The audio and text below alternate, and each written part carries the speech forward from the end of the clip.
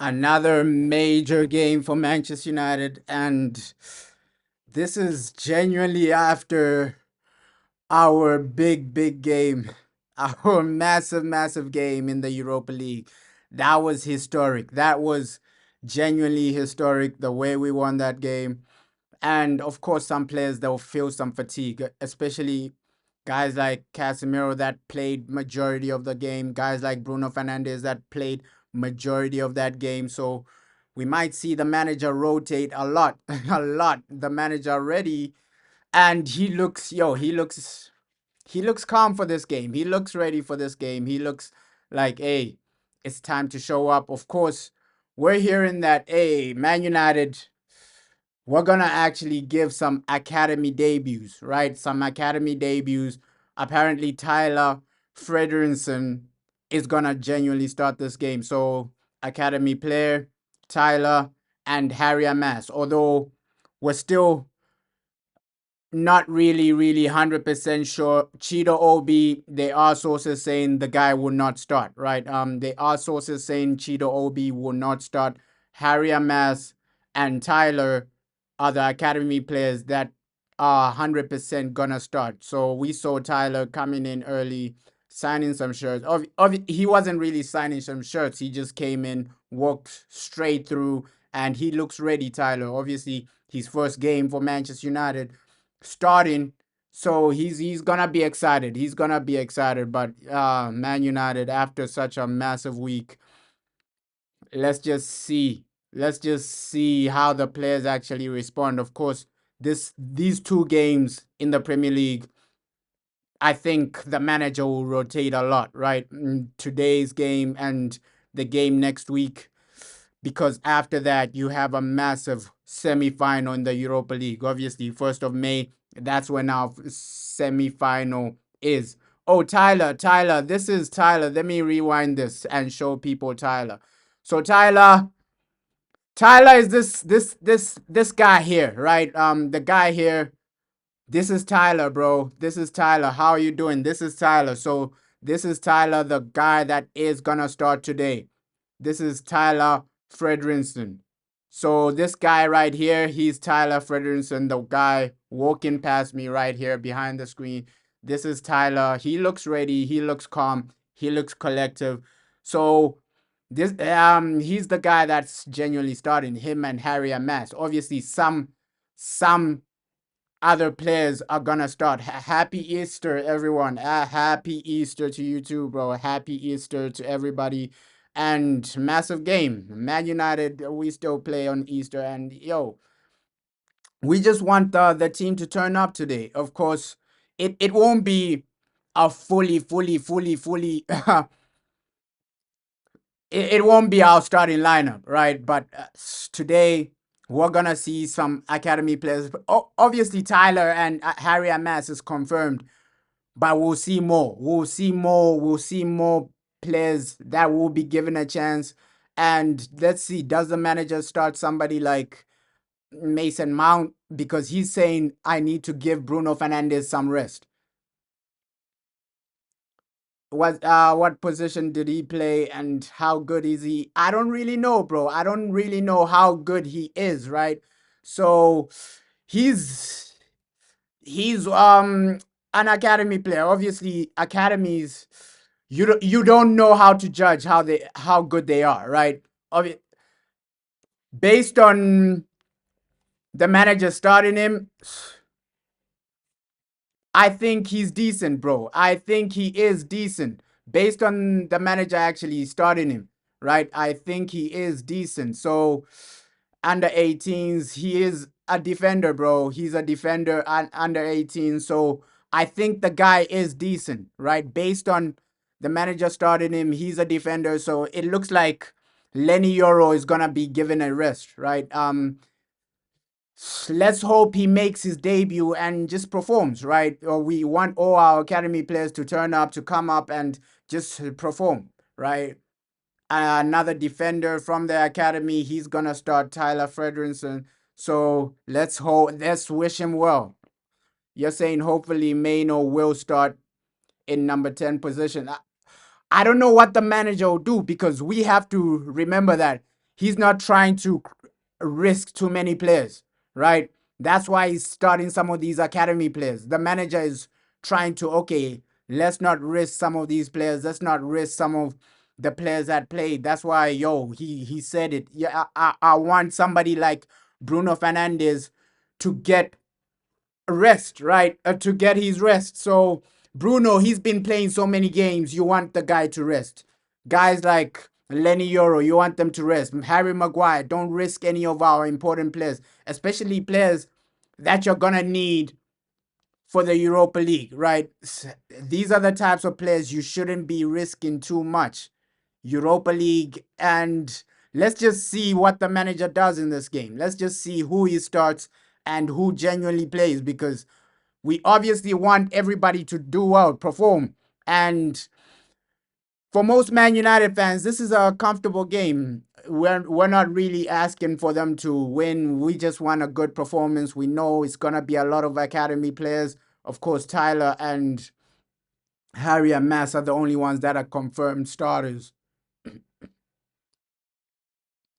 Yeah, he's not gonna he's not gonna rest the entire team, right? I'm just saying he's gonna rest maybe Lenny Euro, because Tyler is starting. We know that Tyler is starting, so he's gonna arrest somebody like Lenny Euro and also Harry Mass. So the defense isn't gonna really look like the main defense, right? You're gonna see a lot of new faces. You're gonna see some new faces, maybe even one new face in the midfield. He might do that. The manager might do that. Maybe an academy player in the midfield. But we've heard some reports saying Cheeto Obi won't really be starting. Yeah, Wolves might feast today, right? Let's hope Tyler can cope, bro. Wolves might feast today. You're right, bro. Like Wolves, they might just feast on us today, because Tyler, I think academy football is way different to men's football. Like that senior football is way different to academy football. So let's see how Tyler copes, right? Your Premier League debut is against Wolves. I think it's a comfortable team. Let's see how good he is, because a lot of people, they didn't know what was gonna happen with Aiden Heaven, what to expect from Aiden Heaven. But Aiden Heaven, he came in, he was a good talent, he was a good professional, and the guys, he's genuinely made it in senior football. Let's see what happens with Tyler. Maybe he might be the same type of defender where he comes in, he stabilizes, and he just copes with the the pace of the game, because the pace of academy football and the pace of senior football is way different, man. So it's a massive, massive game for Tyler today. Massive game for Tyler. And although some people will be disappointed that, hey, Cheeto Obi isn't really starting today, let's see if those reports are true, right? He might start, he might not start, but a lot of reports are saying he won't really start. So let's see the starting lineup. Maybe somebody like Andre Onana might be on the bench as well. So the manager, a lot of new face. We might see a lot of new faces today. And that's just encouraging for a club like Man United. Give some of these guys a start. Give some of these academy players their chance, because if you're not gonna do it now while we have nothing to fight for in the Premier League, I think it's gonna be hard for them to break through next season. So it's better to try and test these academy players, right? Test them out now. Let's see how good they are. Let's see how they cope in the final games of the Premier League. Just test some of these academy players out, right? Because next season there won't be time to test anything, right? You won't have time to test any academy players. You won't have time to give too many debuts. So go ahead and do it now. Let's see if they can cope. Let's see if mentally some of our players can go to that next level. We want all these players to succeed, right? Straight from the academy. Let's hope you're the next Marcus Rashford. Let's hope you're the next David Beckham, where you make it at Manchester United, you build a career, and you're sustainable for yourself at Manchester United. Let's see, some of these academy players might be the next David Beckham. We never know, man. We never know. But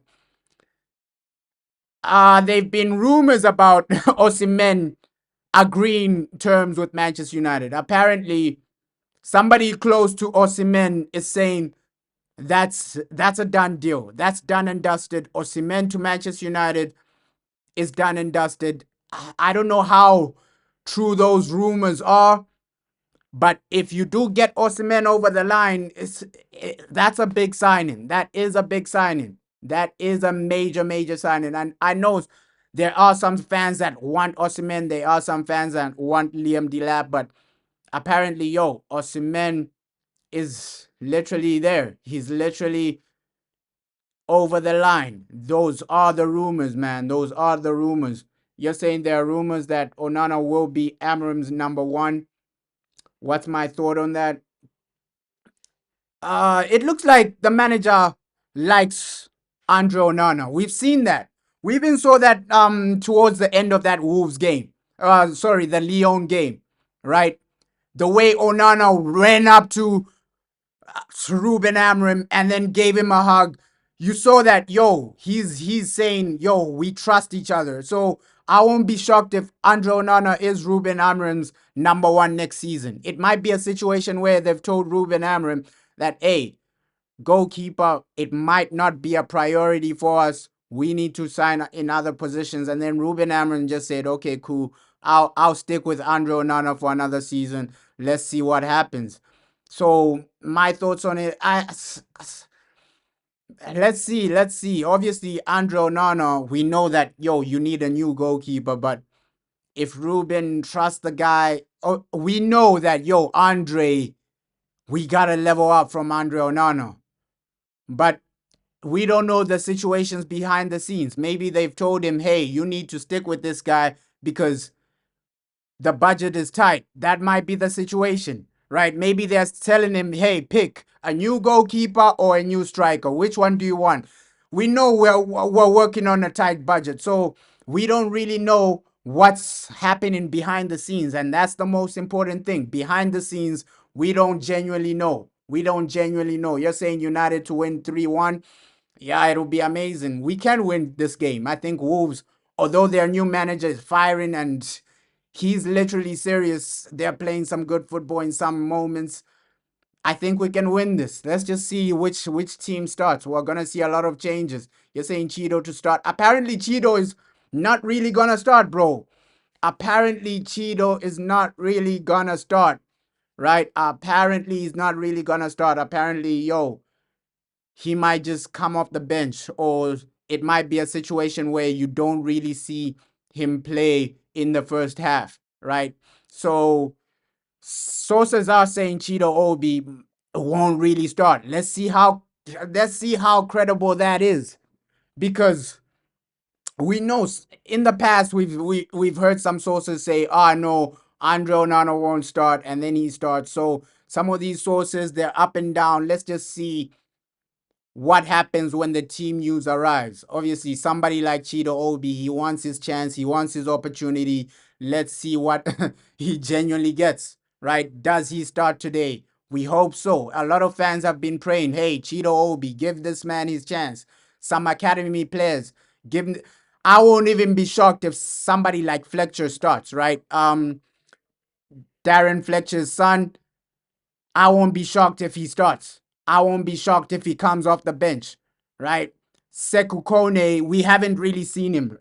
We haven't seen him come with the other players, but he is in this. I think he is in the squad. So guys like Sekou Kone, guys like Fletcher, we might see academy players like that, right? So a lot of changes. And for sure, towards the end of the season, we're going to see a lot of these academy guys. So today's just going to be a calm game, giving some of these guys their debut. We know Tyler, he's having his debut today, his first game actually starting. So massive for him. This indicates that, hey, either Lenny or Maguire won't be there. And some people are saying Luke Shaw might start. We'll see. We'll see, because Harry Amas, he is playing that left wing back role. Maybe Luke Shaw will be a left center back, right? Maybe next to Tyler Ferguson. So it's unknown. It's unknown, the starting lineup today, right? Usually we already know what's gonna happen, but today it's extremely unknown. Usually it's gonna be a Diego Dalot situation. Diego Dalot, Patrick Dogu, Bruno Fernandes are gonna start. But today we might even see Tom Heaton. I won't even be shocked if we see Tom Heaton start today.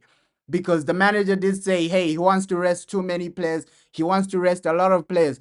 Just saying, hopefully Ahmad is available today. Unfortunately, Ahmad isn't really available yet, right? He's gonna come to the stadium like in the Lyon game. The Lyon game, he came to the stadium, he was in the stands, but he wasn't at the stadium to play.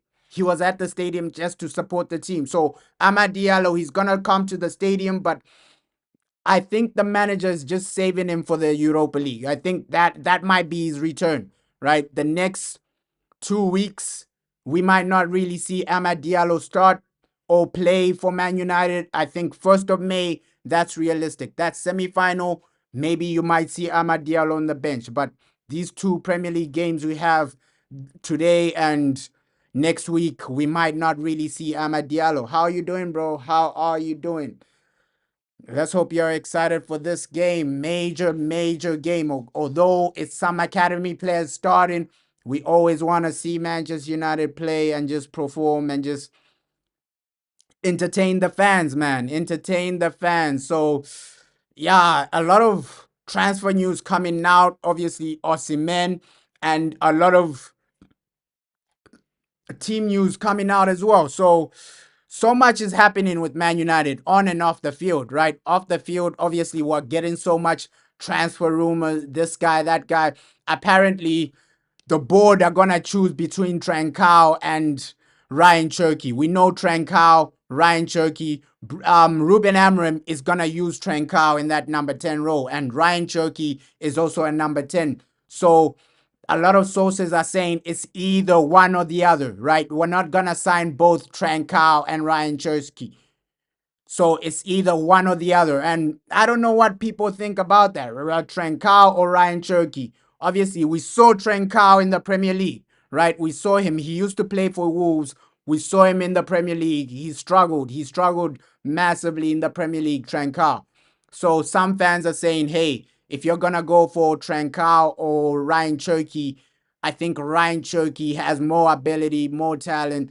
But some fans are saying, hey, Trancao only struggled because it's Wolves. Wolves are always struggling. Wolves are always this and that. So it's gonna be either or the other, either Trancao or either Ryan Cherky. We know Ryan Cherky, he's gonna be cheaper than Trancao. So that might be a a mindset for Ruben Amorim to say, hey, okay, if I'm choosing either or, we know the board, they're gonna go for a cheaper option. Maybe it might be a Ryan Cherky. We even saw a post from Ryan Cherky posting about the history of Man United, this and that on his story. So he really knows about Man United heavily, Ryan Cherky.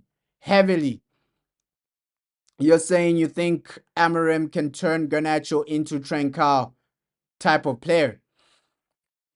With Garnacho, it's just the selfishness, right? That's the difference between the two players. With Trancao, when he's playing in those types of roles, he's not really selfish. With Garnacho, we saw it in the Lyon game, right? He had a chance to pass it to Rasmus Højlund. He wasn't really passing. Patrick Dogu was making the overlap. He wasn't really passing. So with Garnacho, it's just, can he get rid of his selfish nature, right? Trancao, Ryan Cherky, these guys are a bit more selfless. And that's what you need from your number 10. That's what you need from your number 10. With Garnacho, there'll be a lot of situations where he's not really passing. He wants to just go on himself. He just wants to cut in and shoot, do this and that. So the mindset is, okay, if you're gonna have somebody like Garnacho, the other number 10 has to be extremely creative, extremely selfless. And it we'll see what's really gonna go on with Casemiro as well. Because there are some rumors saying they might keep Casemiro. How you doing, bro? How are you doing? Another big game, bro. Another big game. You're saying Garnacho is also not calm, always anxious. Yeah, he is always anxious, bro. We see a lot of that in Garnacho's game. He doesn't really make clear cut decisions, right? He's always anxious. He's always literally it's hard to say with Garnacho. It's uh, up and down with Garnacho. Either one game he's extremely selfish, the other game he's performing well, the other game he's invisible. So it's too much inconsistency with Alejandro Garnacho, and I think that's why with Ruben Amorim we have to back him with number 10s. That's why the board has to back this guy with some type of number 10s, because those number 10s we know it's crucial. And there are some sources saying Casemiro might stay, right? Casemiro might stay. Recently, they're saying, hey, he's becoming a favorite for Ruben Amorim, right? He might just keep Casemiro for one more season just to stabilize that, just to have somebody that knows how he plays. Because in recent times, Casemiro has been one of the most important players for Ruben Amorim. We saw that against Lyon. He had like two assists for Casemiro in that Lyon game. The pass for Harry Maguire and the pass for Kobe Mano. So Casemiro, he's been vital in our past few games. I won't even lie. I have to give him credit for that. Casemiro, credit to you. The past few games, you've been immense. He's been unbelievable. We don't win that Lyon game without Casemiro. You're saying you don't care if we win or lose. You're just excited. Yeah, just excited to see some of these young players play, right? For the first time. And it's gonna be a massive, massive Europa League semi-final. So don't really risk it too much, because Bilbao, for me, I watch La Liga a lot. So Bilbao, they're a bit more technical than than Lyon, right? And a bit more aggressive. One of their top players, Williams, he's gonna be injured. At least that's a positive for Manchester United. Semi-final, Williams, that guy's gonna be really injured, so that's a positive for United. But they still have other guys that can turn up. Bilbao, let's not over risk it. Let's turn up. Let's have a mindset of, okay, go out there, build a team so that you can be comfortable in such games, man.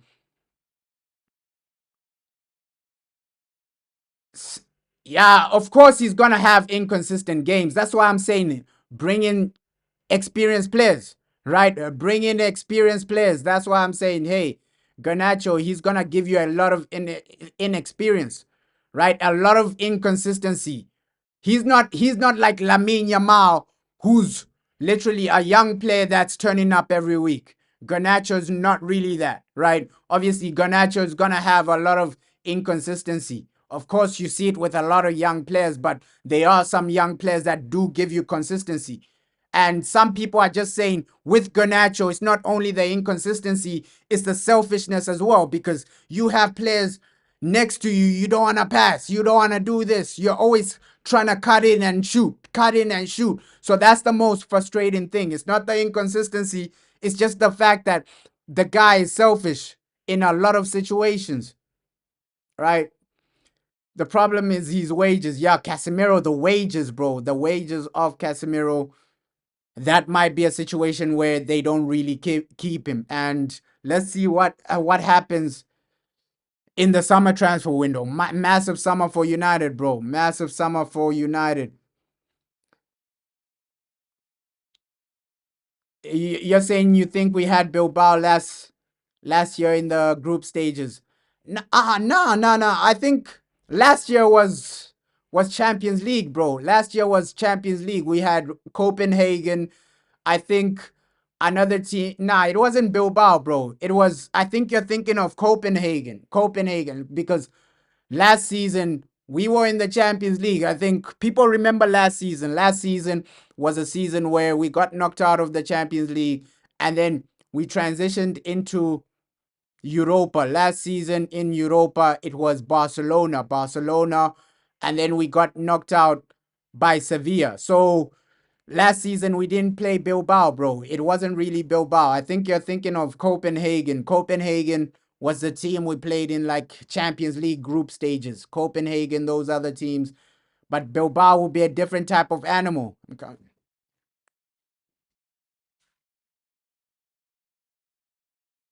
Yo,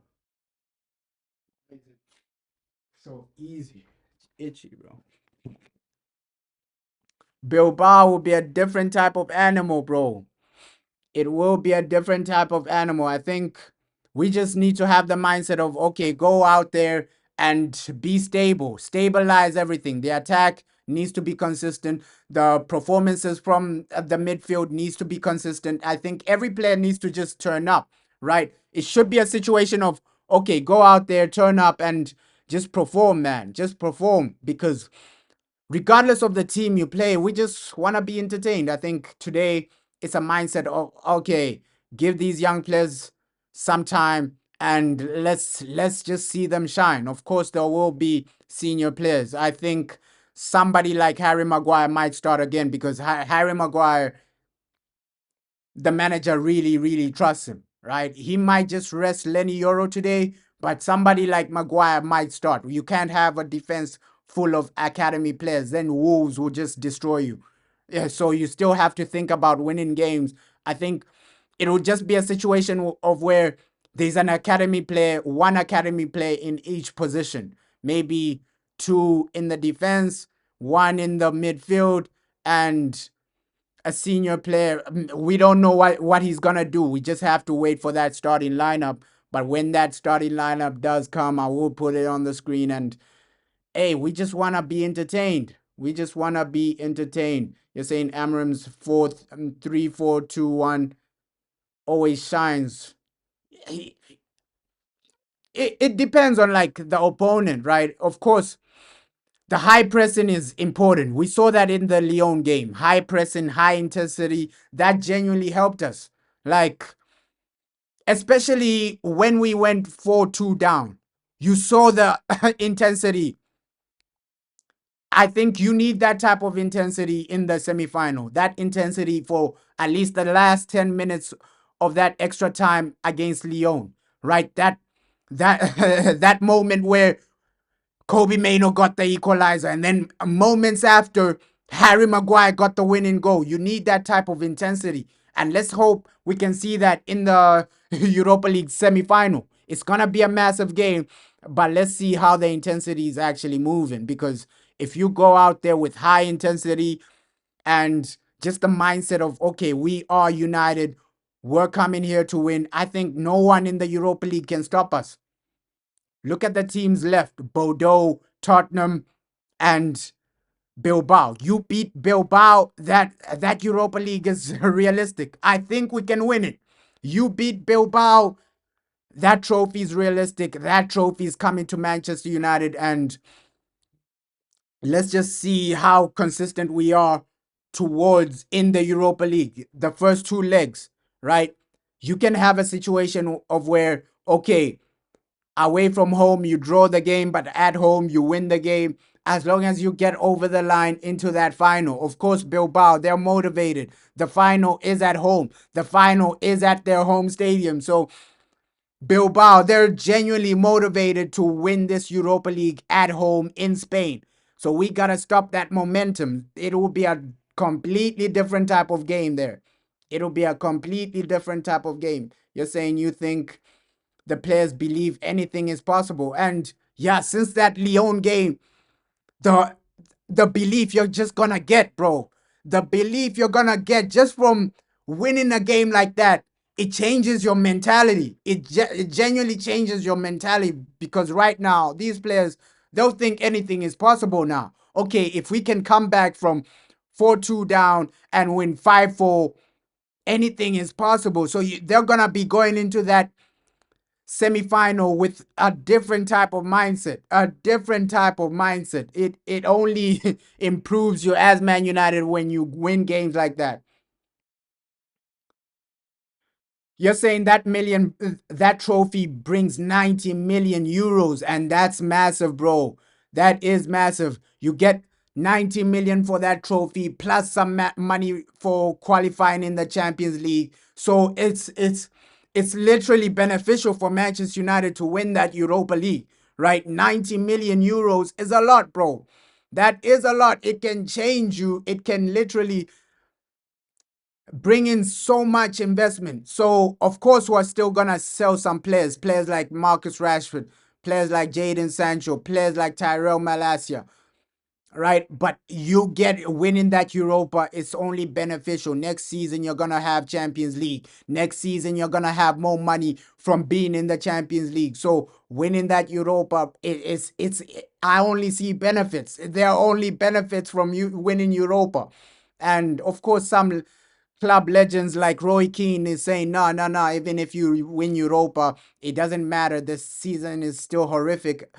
But I think, you still get the same benefits from winning top four. It's actually more beneficial to win the Europa than get top four. Because winning the Europa, you get the same thing as you get from top four, but then you get money from that, or money from winning that trophy. So it's more beneficial winning Europa than getting top four, right? A club like Chelsea, if they get top four, they don't make as much as we get from winning the Europa. So it's more beneficial for us to win the Europa than even get top four, right? Although we're gonna finish in the bottom half of the table, you can still end the season on a high, man. You can still end the season on a high in that Europa. You're saying the 90 million will go to the debt and the stadium. Yeah, we know how Sir Jim Ratcliffe is gonna use that 90 million. If we do win the Europa League, most of that money is gonna go into that new stadium. Most of that money is gonna go. I don't really think it's gonna go into the debt, but I think it's gonna go into that new stadium. Maybe even the debt. Maybe even the debt. So we'll see how they use that 90 million, but it benefits us regardless, bro. Regardless of whether you're going to use that 90 million for the debt or for a new stadium or for new players, it benefits Manchester United long term to win that Europa League. And you can see the young players Jason Wilcox is chasing. We might see some young new faces in that preseason. When we end the season, preseason, we might see some new young faces because we've been linked to a lot of young talent from Argentina, right? A young defender, also a young attacker from Argentina. So two major players from Argentina. Apparently, these guys are really good Argentine talents. And we might see some young players in that preseason just coming back. Of course, Diego Leon, he's gonna be back, right? Preseason, Diego Leon, his first time playing for Manchester United, straight from South America. So that that tour after the season ends, that preseason, we're gonna see a lot of young players that have never played for Manchester United. We're gonna see a lot of young players signed for Man United. Probably a lot of them are gonna be from South America, and also we heard some rumors of, okay, there's a strategy of the board. They want to be signing more talents from Africa. So South America, Africa, and maybe one or two from Europe. So a lot of the young talents are gonna be from all over the world. So it's just exciting times for Man United. If you do win the Europa League, it's exciting times. Yeah, we do need some South American talent, especially guys from Argentina. We see what these Argentinian young talents are doing, bro. I think this generation from Argentina that's coming through, you can see that, okay, these guys can play. These guys can genuinely play. You just got to secure one or two of these guys. And that's what Jason Wilcox is doing. Okay, young attackers, the next big attackers from Argentina, he's trying to secure that. He's trying to secure the signing because we can see that, okay, Brazilian talents, it's really reducing. I think Argentina now, they're really dominating that South American talent market. Before it was Brazil, everybody was going running into Brazil. Ooh, Brazilian talent. But now we can see some of these Brazilian talents, they've literally declined. Some of them are flopping a lot. So Argentina now, you can see, that Argentine talent, it's really up now. It's really up. So let's see which young talents Jason Wilcox brings out, because we're we're really moving forward as a club. It's literally great to see, right? Although we have an agreement, apparently there's already an agreement for Osimhen. If Osimhen does come through, what's the situation? Are people saying Delap, or are people saying, now we keep Hoyland and Osimhen our main guy, Hoyland our backup striker, because we know Joshua Zerski, he's more comfortable as a number 10. We heard his interview. Okay, I'm more of a creative type of player. That's what he said from his own mouth. Joshua Zerski was saying, I'm more of a creative type of player. I love creating more than I love goal scoring. Of course, he loves goal scoring, but he loves link up play, things like that. And we saw his performance as a number 10. So Ruben Amorim, we might genuinely see a completely different team next season. Next season, we might just see maybe one new number 10, because we also heard rumors about Cunha to Manchester United. So for sure, that number 10 position is going to be covered. That striker position is going to be covered. Maybe one midfielder is going to be covered. And you might see a completely different team, because Diallo will come back. Martinez will be back next season. So our team is going to look completely different. Let's just give us a scenario. You have Osimhen as your striker, and then I think if we do sign Osimhen, that means Delap isn't coming, because we've heard Delap to Chelsea rumors, and Chelsea, they are going to pay Delap more wages. I think he's going to select Chelsea over United just based on the wages, bro. You're saying we need Osimhen or Gyökeres. Gyökeres is going to Arsenal, bro. So realistically, it's only Osimhen. And we've heard, hey, apparently coming from his people, the deal, it looks like it's gonna happen. It looks like it's gonna be agreed, right? And we just have to see the wages is gonna be on, because I see Osimhen taking a pay cut to come to United. I think he's gonna genuinely be okay with 130,000 per week. I think Osimhen is the type of player, he just wants to play. He just wants to be a goal scorer. His dream is just to play in the Premier League, Osimhen. I think he's that type of player. I think African players, they just want to play in the Premier League. They don't care for how much, right? If you pay Osimhen 120, 130 per week, he's going to come to Man United just because it's a Premier League team, right? I think African players, Premier League is bigger than anything else, right? You can offer him Barcelona, you can offer him Bayern Munich, but if Man United come calling, he's gonna come, because Igalo, all these, bro, Didier Drogba, they look up to all these African players. They made a name for themselves in the Premier League. So Osimhen, he sees the Premier League as number one. He sees Manchester United as number one.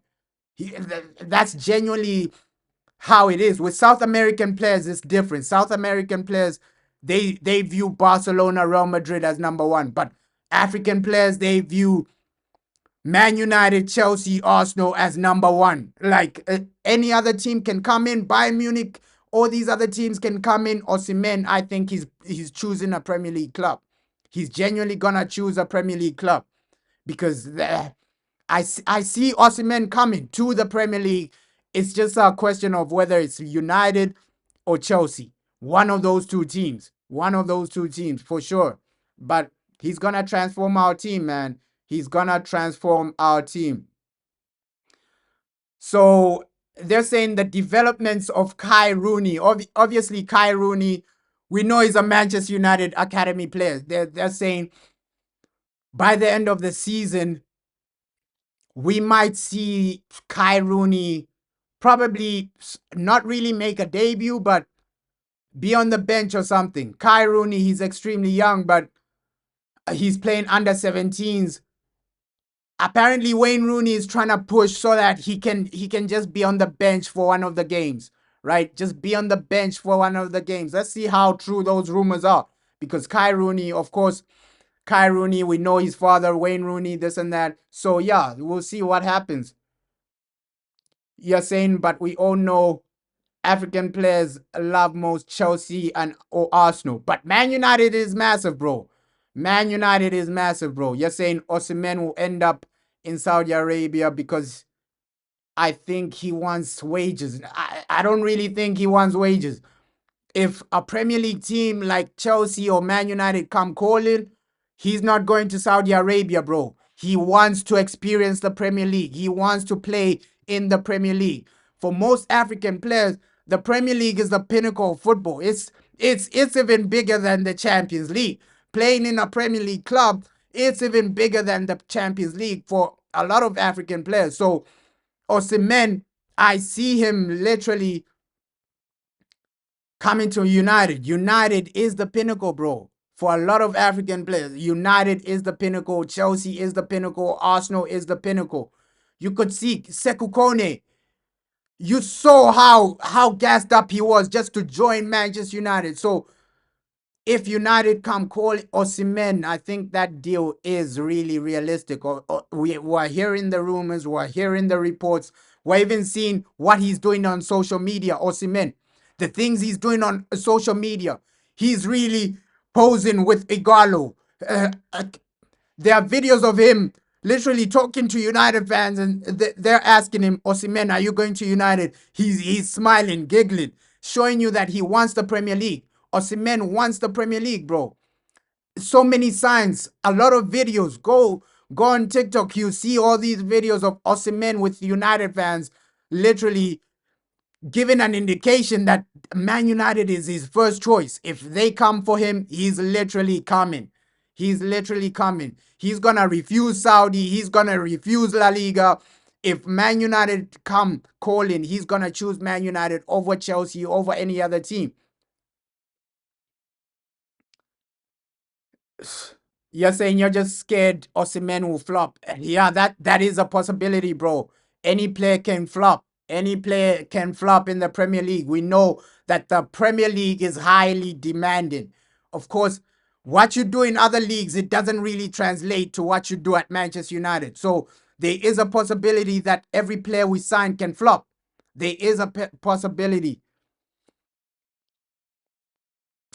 You saying you won't live if we had Osimhen, Cunha, Bruno is one of the yeah those players, bro. They change us massively. Osimhen, Cunha, Bruno, they change us massively. Okay.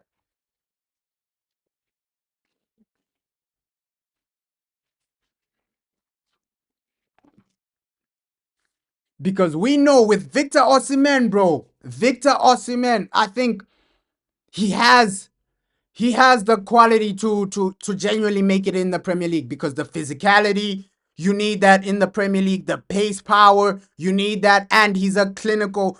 He is good in the air, right? We need somebody that's good in the air when you're crossing the ball, that's really dominant as well. So Osimhen has that as well. I think he's literally the definition of a Premier League striker.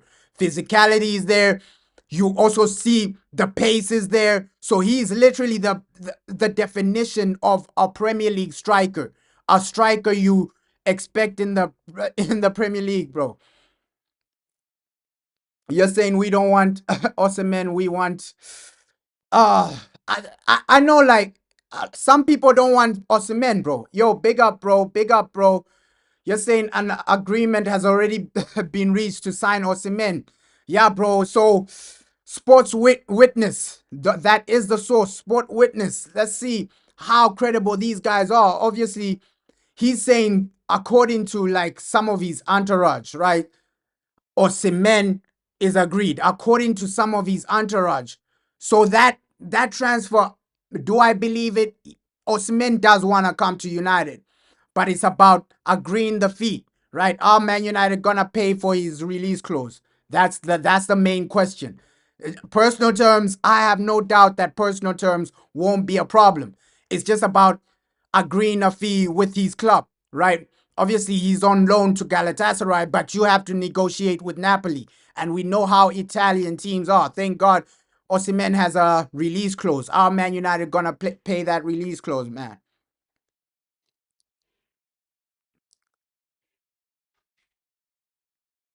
Yeah, hey, you're saying Osimhen, Cunha, Ahmad Bruno, Alejandro Garnacho, electricity for Ben. You're saying no coldness for Joshua. Joshua, I see Zerski having a massive impact. That's why, for me, it's only gonna be one number 10, because Joshua Zerski, he can play in that number 10 position. That is one of the positions Joshua Zerski can play, right? A number 10, he knows how to play that. You're saying Man United are running.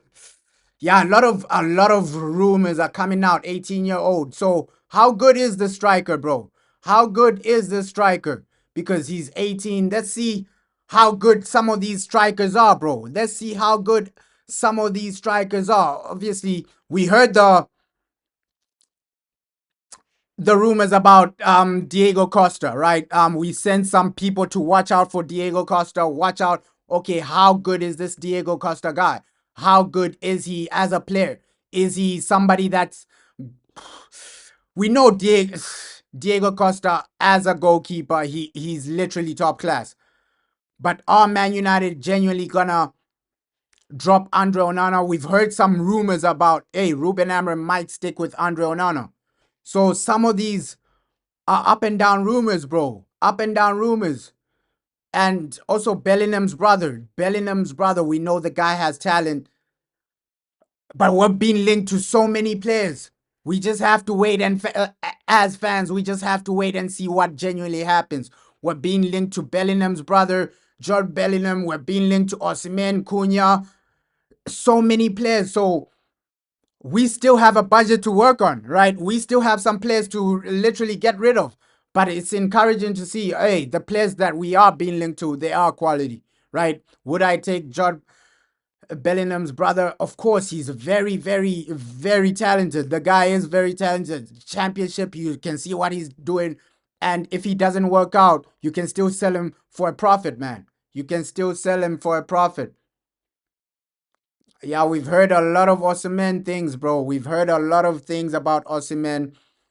But with United, let's see. Let's see the type of business we do. Oh, some breaking news. Some breaking news. This is also coming from the Manchester Evening News, right? Apparently, Osimhen, Chido Obi is gonna start. We heard some rumors saying he wasn't gonna start, but Manchester Evening News, they're coming out and saying Chido Obi is gonna start. Chido Obi is in the starting lineup. Today is his first day starting for Manchester United, man. You're saying you have a feel next year we'll be ready. I think our squad will be stronger, bro. Next season, our squad will be stronger, regardless of who we bring in. I think we'll be in a better position next season. I see us finishing top three in the Premier League. I think you back Ruben Amorim. I see us finishing top three in the Premier League and going far in the Champions League. Let's give a scenario that we win Europa next season. I see us finishing top three in the Premier League and going far in the Champions League. Maybe quarterfinals, semifinals. I think we can do that with a massively strong squad, man. You're saying I know we need money, but saying we need to get rid of Erasmus and Alejandro Garnacho when we're already loaning out. Yeah, we're loaning out a lot of players. We are loaning out a lot of players, but I do see the board selling one or the other. At least one academy player with high potential. Either it's, of course, Rashford. He's an academy player that's going to bring you 100% profit. But let's see what happens with Garnacho as well. Team news in 10 minutes, man. Team news in 10 minutes. Apparently, Chido Obi gets his first start. That is the major breaking news right now. Major breaking news right now. Contracts. Ah, yo, 12.8 million a year. That's a lot, bro. That's a lot. You're saying a transfer fee will be 60 million pounds. So 60 million euros. So 60 million euros, that's like what, 50 something pounds or something like that. So we'll see what happens with the Osimhen thing, bro. We'll see what happens with the Osimhen thing.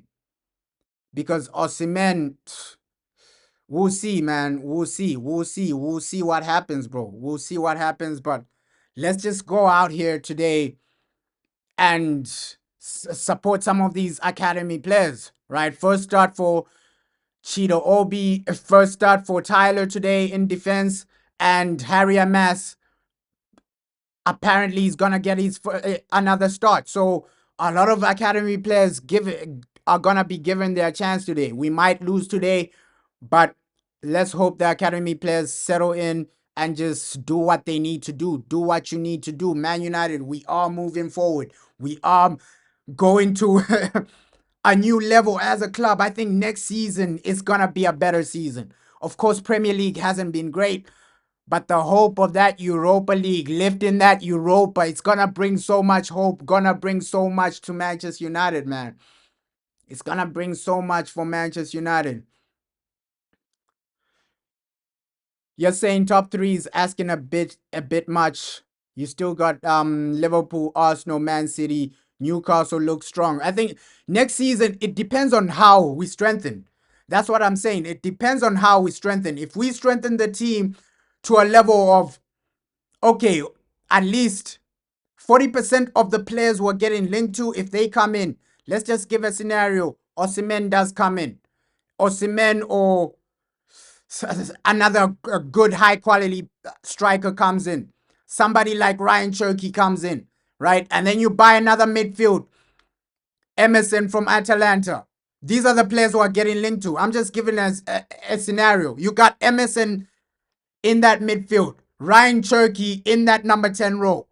And then probably, if the rumors are true, if you are getting another goalkeeper, I don't see a reason for us not to really finish top three, bro. Because those are high quality players in a lot of position. Emerson from Atalanta, that guy can play in the midfield. He improves our midfield massively. That is a player we've been linked to. Let's just give a scenario. Ryan Cherky, that is a player we've been linked to. He creates more chances for us. Osimhen, that is a goal scorer. So our team, I'm just saying, based on who we're being linked to, and if we get those players over the line, our team looks extremely competitive. You still have Joshua Zerski there. You still have Amad Diallo there, right? Oh, I think we only need realistically, one number 10. Because you have Amad Diallo that can play number 10. You have Joshua Zerski that can play number 10. And next season, I think it's going to be a full season of Amad, no injuries. So I think we're gonna be a bit more competitive. Of course, top three is a massive ask, but I think even top four, we can get it. We can get it next season. We can get it. I think we can also go deep in the Champions League. You're saying even if we got five great players, those players I've got it's a tricky situation, bro. It is a tricky situation. Because of course you need players that play well in Ruben Amorim's system, but you also have to keep a mindset of okay, some of these players they can still flop. It's a realistic situation where some of these players they can still flop in the system, right? We might have players that don't really perform, players that don't really turn up. We've seen that with so many players, right? Alexis Sanchez came in, we thought, hey, Alexis Sanchez, quality signing, but he flopped, right? We've seen so many players come into Manchester United but not really do well. So there are a lot of situations to consider when you're talking about transfers. Okay, we may sign this guy, we may sign that guy, but it's about what they do for Man United. It's about genuinely what they do. But a lot of the players we're being linked to, if they do come, I think they will be a success. I genuinely think they will be a success. And just considering the type of summer we had, it was really, really, really impressive. The summer we had was really, really impressive.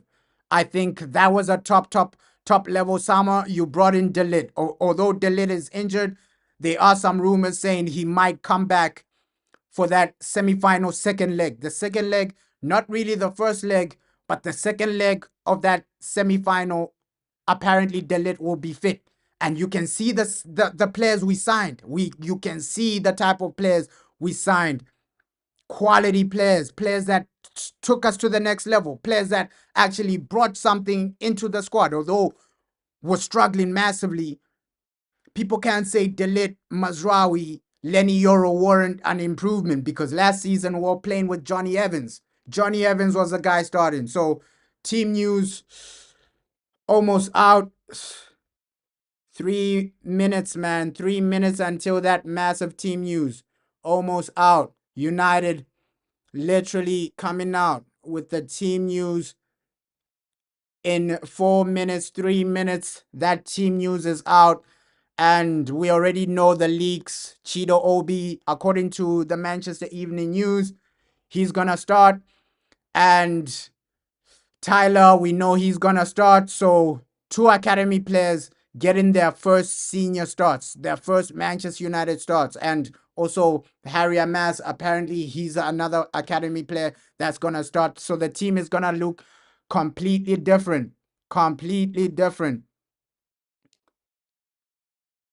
You're saying if the players were quality, we would be in the top half. Yeah, that is an argument we can have, bro. We can have that argument. You're saying if the players were quality, we would be in the top half. I think we do have some major players. Bruno Fernandes on the bench today, breaking and some more breaking news before that team news starts. I'm saying we do have some quality players, bro. I'm saying we do have some quality players. You can't say, hey, Lenny Euro isn't really quality. And we know the situation we were in, right? Some of the players, they stopped playing for Eric Ten Hag. They stopped really playing for Eric Ten Hag. And then we've just, you have to consider injuries as well. You have to consider so many situations. I'm saying with our fully fit team, guys like Martinez comes back, we look like a better team. Lenny Euro, Delit in the defense. You sign one or two more midfielders, that improves our midfield. You sign a number 10 next to somebody like Amad Diallo. We can't really say, oh, Amad Diallo is in quality, right? That's why we're in the bottom half of the table. Amad Diallo is a quality player, bro. You just sign another number 10 there with Amad Diallo. You're really cooking. And then a right wing back apparently is going to be Tyler Diblin. You sign those types of players, it improves our team massively. We can really get top four. And then another striker, if you bring in Osimhen, we look like a completely different team. So although you're saying, hey, we are in the bottom half of the table because of the low quality players, I'm just saying some of the players in this team do have quality. Guys like Bruno, guys like Amad Diallo. You can't refuse that, hey, somebody like Lenny Euro has quality talent. These guys have quality. And today, at least, Ruben Amorim has rested Bruno Fernandes, and 1 minute until that major team news. Bruno is the one that has been rested for today. So a lot of academy starts are gonna happen. Let's see. Team news in a few seconds. That team news in a few seconds. You're saying your counter argument is that how many points do we think? Okay, yeah, the goalkeeper as well. You're right, bro. You are right. You are right. Right. The goalkeeper, of course, that is a situation where Andre Onana has cost us some points. Also, Altai Bindier, I don't really trust him as well. So you are right. We do need a goalkeeper. Everybody can agree on that. Okay, we do need a quality goalkeeper. I'm just saying if you have the main guys in the team. You're saying why does everybody keep talking about Dublin? The kid has scored 2 goals this season. No, I'm saying Tyler Dublin, bro. He's a right wing. So team news is out, and Christian Eriksen, Onana, Lindelof in defense, Rasmus Højlund starts. So, hey, the news from the Manchester Evening News was wrong, right? So that was fake news from Manchester Evening News. Manchester Evening News was saying that Chido Obi was going to start, but Chido Obi doesn't start today. So the Manchester Evening News were lying to people. Chido Obi is on the bench. Chido Obi is on the bench. So a lot of academy players, but Tyler has started, right? Tyler, the defender, has started. The young academy player has started. So Manchester Evening News were lying to people about, they were lying to people about Chido Starting, Cheeto is on the bench right now. So Manchester Evening News was spreading some fake news to the people. Apparently, the starting lineup is out. Let me put that on the screen. Cheeto Obi on the bench. Christian Eriksen starts. Ogate, Harry Amas, Garnacho. Let me put this on the screen, man. So Manchester Evening News were lying to people. It was all fake news. Cheeto Obi is on the bench. Cheeto Obi is on the bench, but Lindelof starts another Premier League game. So it's on Onana, Lindelof, Mazraoui, Rasmus Højlund, Patrick Dogu, Eriksen, Garnacho, Ogate, Kobe Maino, Harry Amas, and Tyler. So Tyler in defense. Tyler Frederiksen in defense. So massive game, man. Massive game. Yeah, it's always gonna be Erasmus Højlund starting. And although a lot of people wanted to see Cheeto Obi start, he doesn't really start today. We can see the starting lineup really looking good. Except for Lindelof is a massive scare. Of course, Lindelof next to an academy graduate like Tyler, we might struggle in defense a bit, but we want to see some of these academy players play. And yeah, you're saying doesn't matter who starts in the 11. It matters who plays in the game and gets a half. For sure, bro. Let's see. Does Cheeto Obi come on second half? We hope so. We hope so. But I think he's gonna come on. He's on the bench. Bruno Fernandes rested. Harry Maguire rested. A lot of our top guys have been rested for this game. A lot of our top players have been rested for this game. Bruno on the bench. Maguire, Lenny Yoro on the bench. Casemiro on the bench. Diego Diallo, after such a long time, on the bench. In 2025, we haven't seen a game of where there's no Diego Diallo, no Bruno Fernandes. So the manager has rested a lot of our main players, right? A lot of our main players. In 2025, we haven't seen a game where there's no Bruno or no Diego Diallo. So a lot of players have been rested. You're saying Cheeto gets 30 minutes, maybe in the second half, bro. But looks like Rasmus Højlund is starting today. He is starting today. Saying second half must be Cheeto. Yeah, Cheeto needs to get those minutes. Cheeto needs to get those minutes. Dogu as a right wing back would be great. It will be good. Let's see how he performs in that right wing back role, because we know our boy Harry Amas, he's going to play that left wing back role. And so that back five, it's really consistent of two academy players and Lindelof next to Mazraoui. So, an academy player starting today. We might struggle defensively. But we want to see some of these academy players make their debut. It's good to see some of these guys go over the line, make your debut, do your thing, right? Do your thing. So, Harry Amas, right? Tyler, today's your day. Today's your big game. Starting in the Premier League. A lot of players want to see that. So, some people are pissed off that, hey, Luke Shaw doesn't really start this game. Looks like Luke Shaw isn't even in the squad, right? Luke Shaw isn't even in the squad. So that might upset some people. Let's see. Maybe it might be a slight injury for Luke Shaw. Maybe he's not in the squad because of other reasons. We can see Luke Shaw not even on the bench. Luke Shaw not even on the bench. Maybe it's just a situation of, okay, let's rest you. But Amad Diallo, he will be back for that Europa League. Of course, Amad Diallo, he's not even on the bench. He's not really fully recovered. But Europa League, 1st of May, we might see Ahmad back. So reports are saying Luke Shaw is not injured. He's just being rested. So Luke Shaw not really injured. He's just being rested. So he's not in the squad. He's not even on the bench, Luke Shaw. But it's not an injury for Luke Shaw. He's just being rested. So you can see a lot of players that have been rested. Let's see what genuinely happens. We know the situation with Joshua Zersky. He's out for the whole season. His season is over because of the type of injury he sustained. Joshua Zersky, we won't really see him for the rest of the season. Let's just go out there and win. United, you gotta do something and win. You gotta go out there, just entertain the fans, get the get the win. You're saying good to be rested.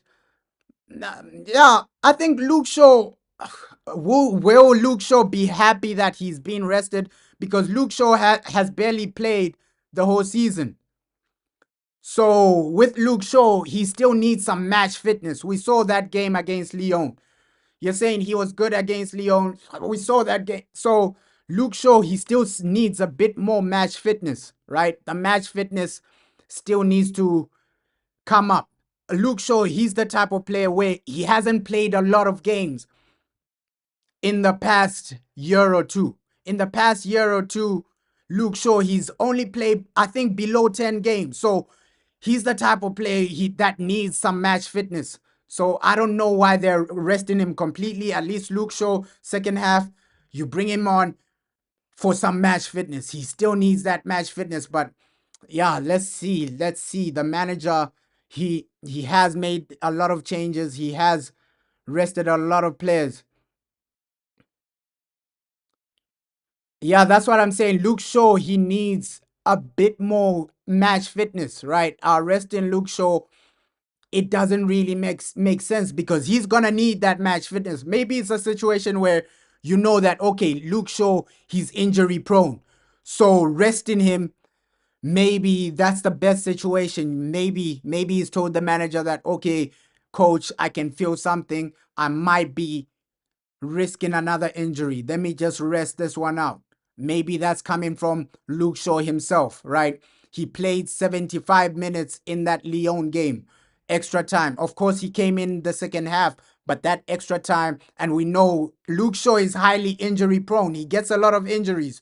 So I won't be shocked if he told the manager, okay, coach, I can feel something happening. Let me just sit this one out to prevent an injury. So Luke Shaw, he's not injured. He's just being rested.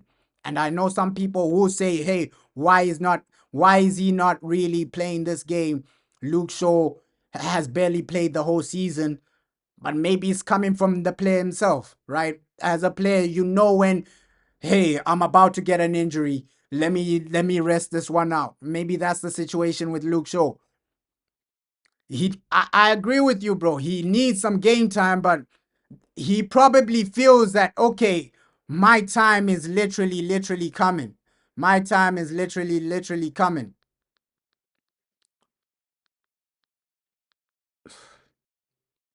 You're saying Luke Shaw is built like a glass. Yeah, bro, the injuries have done him over, Luke Shaw. The injuries have done him over. Obviously, when Luke Shaw came through, hey, Luke Shaw was an unbelievable talent.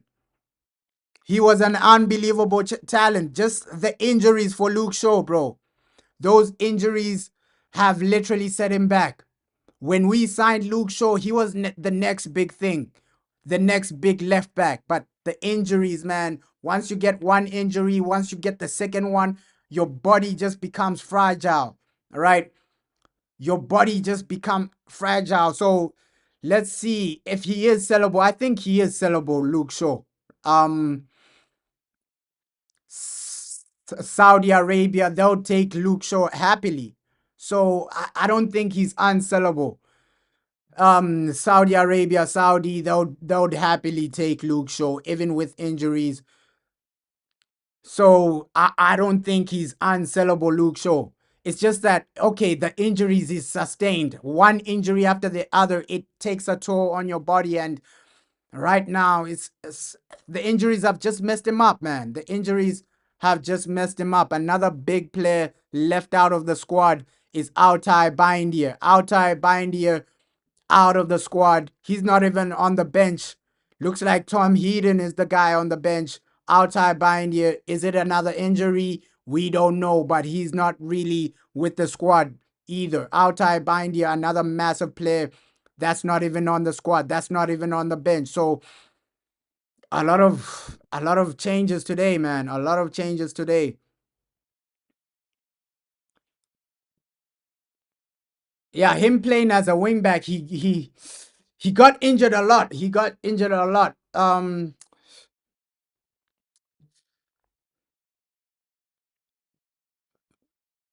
You would change him for Lindelof after 45 minutes. But Lindelof, we know he's it's a bit of a scare to play Lindelof.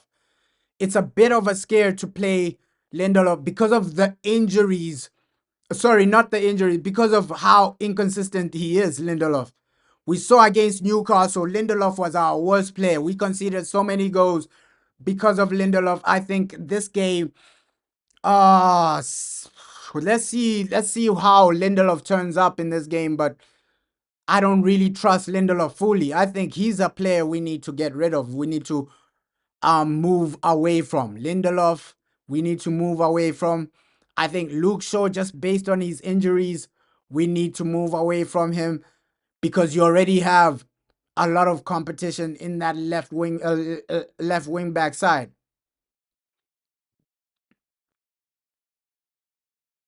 Yeah, playing Ericsson. Ericsson, we know, yo, it's not gonna be the best game from Man United, right? It's not gonna be the best game today. It won't. But it's just a mindset from the fans that okay, let's just see some of these academy players play, right? Of course, playing the Tyler in defense, you won't get the best result. Playing Lindelof in defense, you won't get the best result. But it's just about giving these young academy players a chance, man. You're saying Lindelof is a championship level player now. Yeah, bro, he has declined massively. When we signed Lindelof, he was highly touted, right? He was highly touted. He was highly thought of when we signed Lindelof. But now you can see that okay, Lindelof, is he the guy he we bought? Not really, not really.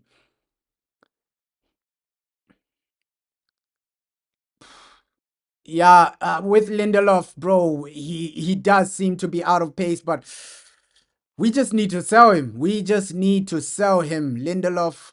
We genuinely just need to sell him. Move on from Victor and just move forward as a team, as a club. Next season, I see a better situation for us. I see a better situation for Manchester United. We can do it. We can actually go to that next level as a club. Let's hope we see some better players. You're saying you would rather have Mason Mount work.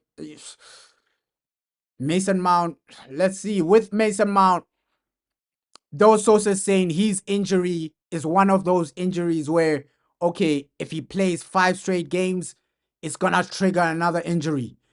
Sources close to Mason Mount are saying that's how serious his injury was. His his injury might cause more injuries. So banking on Mason Mount long term, it might not really be the smartest because he might become injury prone as well. He might become injury prone like Luke Shaw. So that's why I think buying another number 10 is vital for United because a lot of sources are saying that's the type of injury Mason Mount had because that injury it's gonna cause more injuries for him in the future. More injuries are gonna come for Mason Mount. Let's hope those sources are wrong, but just analyzing what he went through, they're saying it's most likely that Mason Mount gets another injury. So let's just hope those sources are wrong, but banking on Mason Mount a long term because of the injuries, it's not really gonna be the smartest idea. We need a number 10. We need another number 10 to come in.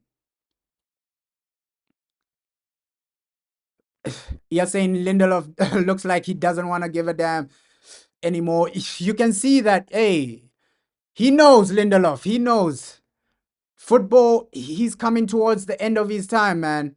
He's coming towards the end of his time. Victor Lindelof, he's literally coming towards the end of his time. So Victor Lindelof, ah, he might be unreliable, but we know that yo, we're gonna sell this guy. If he's gonna play, obviously the manager wants to make him the captain, wants to play him in games like this, we know that hey, this is his last season at Man United, so no need to worry about Lindelof anymore. Next season we won't really be seeing this guy. So it's just the final few months for Victor Lindelof. The final few months. I won't be streaming the game live, bro.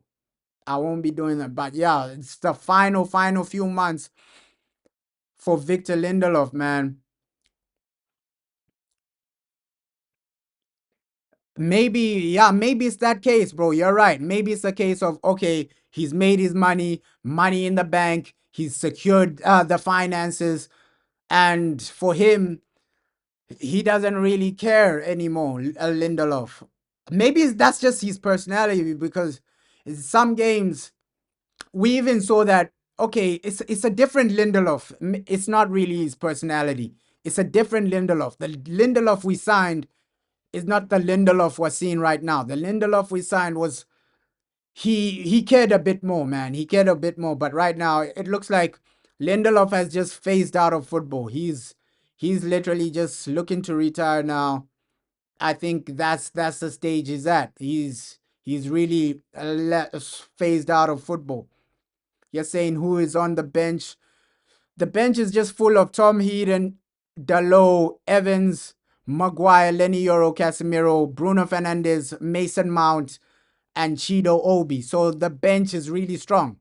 The bench is full of a lot of our first teamers. So that bench is really strong, bro. That bench is really strong. Let's just hope we're in a scenario where you don't have to bring in guys like Bruno, guys like Lenny Yoro, Casemiro, Maguire, all these guys that played in that Europa League game. Let's hope they can get a full rest. Diego Dalot, it's been a while since this guy has been rested, right? I think the whole season we genuinely haven't seen Diego Dalot rested. It's the first time in 30 matches Diego Dalot hasn't really started a game. It's the first time in 30 Manchester United fixtures Diego Dalot hasn't started a game. So massive rest for Diego Dalot. The first time in 30 games. After 30 games, this is the first time Diego Dalot has been on the bench. So he really needs this rest. He genuinely needs this rest.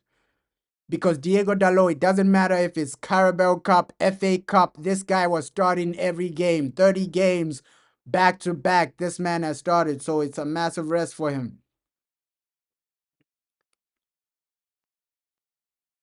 Yeah, we don't really have academy players on the bench, bro. I think the manager he's put the senior players on the bench. Looks like Sekou Kone, he's not really on the bench. The Fletcher brothers, they're not really on the bench. So the manager only one academy player on the bench, and that's Chido Obi. Only one academy player on the bench, that's Chido Obi. He hasn't really come out with too many academy players. The only academy players we're gonna see today is Tyler, Harry Amass, and probably Chido Obi. So it's a team full of like experience as well. It's a team full of experience. It's a squad full of experience here. Yeah, Lenny Yoro. Hey, you can see that this guy is different. For him to stick the ball like his head in front of the ball, we saw that moment from Lenny Yoro. His mentality is different. His mentality is different, and you don't really see that defenders going all out, going all out, sticking your head there just to save us a goal. That's a different type of mentality from Letty Euro. And you can see this guy, top level, he's really gonna succeed. Not only the talent, this guy has the mentality as well. That's why Real Madrid were also chasing this guy. They scouted him for such a long time, Lenny Euro. They saw the mentality he had in France. So that's why Man United and Real Madrid were literally chasing this guy, Lenny Euro. It's not only the talent, it's also the mentality. He was showing this in Ligue 1, right? He was showing this in the French league. So with Lenny Euro, he has that that mentality as well. Yeah, Lenny Yoro, he literally has the mentality of Vidic, but also the the ability of Rio Ferdinand. So he's like a mixture of both, bro. He's like a mixture of both. Lenny Yoro is like a mixture of both Vidic and Rio Ferdinand. So he just has that. Like, oh, he's one for the future though. Lenny Yoro, he's one for the future. He's one where we can be confident as Man United fans and say, okay, Lenny, you're one to take us to that next level. Like, I'm I'm so happy that a player like this plays for Manchester United. A player like Lenny Yoro plays for Manchester United. He's here to take us to the next level, Lenny. He's here to take us to the next level. And just wanted to shout out everybody that does support this channel, man. I just wanted to say I appreciate everybody that does support this channel, and been through some ups and downs as Man United. We've been through ups and downs this season, but yo, we're gonna support United regardless. Even if we're in the championship, we're still gonna support Manchester United, man. Through the highs and lows, we're United through and through, man. And today, let's just hope for some of these academy players to get experience. Tyler, let's hope he gets his experience. It's gonna be an amazing game for him. Your first Premier League start. Moments like this, you remember them forever. Moments like this, they're gonna be with you forever for the rest of your life. And just go out there and do your thing, Tyler. Do your thing. Do your thing. Can we win this game? It's gonna be hard just based on the defense. The defense we have, you have a young Tyler, his first Premier League game. You have Lindelof next to him. So it's gonna be hard for us to keep out Wolves. And Wolves, they're on some type of momentum. They're playing better with this new manager. They're actually going out there and literally playing with statements. So it's gonna be an exciting game regardless, bro. It's gonna be an exciting game regardless. But yeah, I appreciate everybody that does support this channel, man. We're united through and through. Good, bad times, we're gonna be here, man. We're gonna be here, good and bad times. Like Man United, we just want to watch you, regardless of whether it's academy players, first team players, reserve players. We're gonna be watching Man United through and through, man.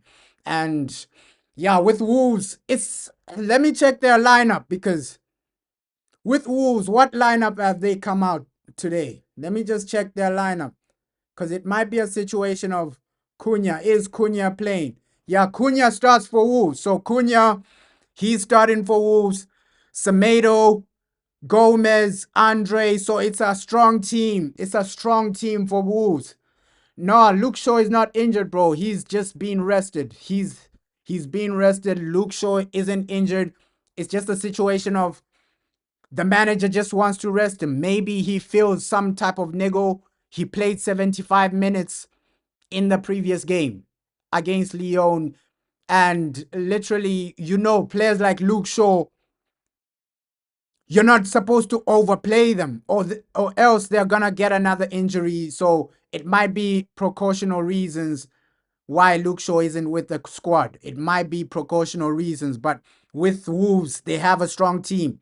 Andre, this guy in the midfield, he's okay. He's calm and collective. But Cunha today, he's going to cause us some problems. Cunha versus Man United, the guy always turns up. He always turns up against Manchester United. I don't know why. He's always motivated. And maybe it's because he's a Man United fan. He's always motivated to play against Man United. He's always turning up against us. I think the past 3 games, Cunha has gotten a goal or an assist or something like that. He's gotten a goal involvement like almost every time he's played Man United. So Cunha, he's always one to watch out. When we face Wolves, Cunha is always the main danger man, right? So he's starting today. Just watch out for the guy, Cunha. Cunha, he is different as a player, man. He is a different type of player, Cunha. But let's see what type of Man United turn up because Cunha, I think he's gonna be cooking somebody like Lindelof. Lindelof, can you handle Cunha? That's the main question I have, because Victor Lindelof, he is up and down, bro. He is up and down in the defense. So that's the only worry for Man United. Okay, can Victor Lindelof handle somebody like Cunha? Can he handle somebody? You're saying he's a bowler. The academy player Tyler. You're saying he's a bowler. Obviously, I've seen some academy games this season, but I was watching more of the attacking players, right? Obviously, Tyler, for him to get his start, the guy has quality, right?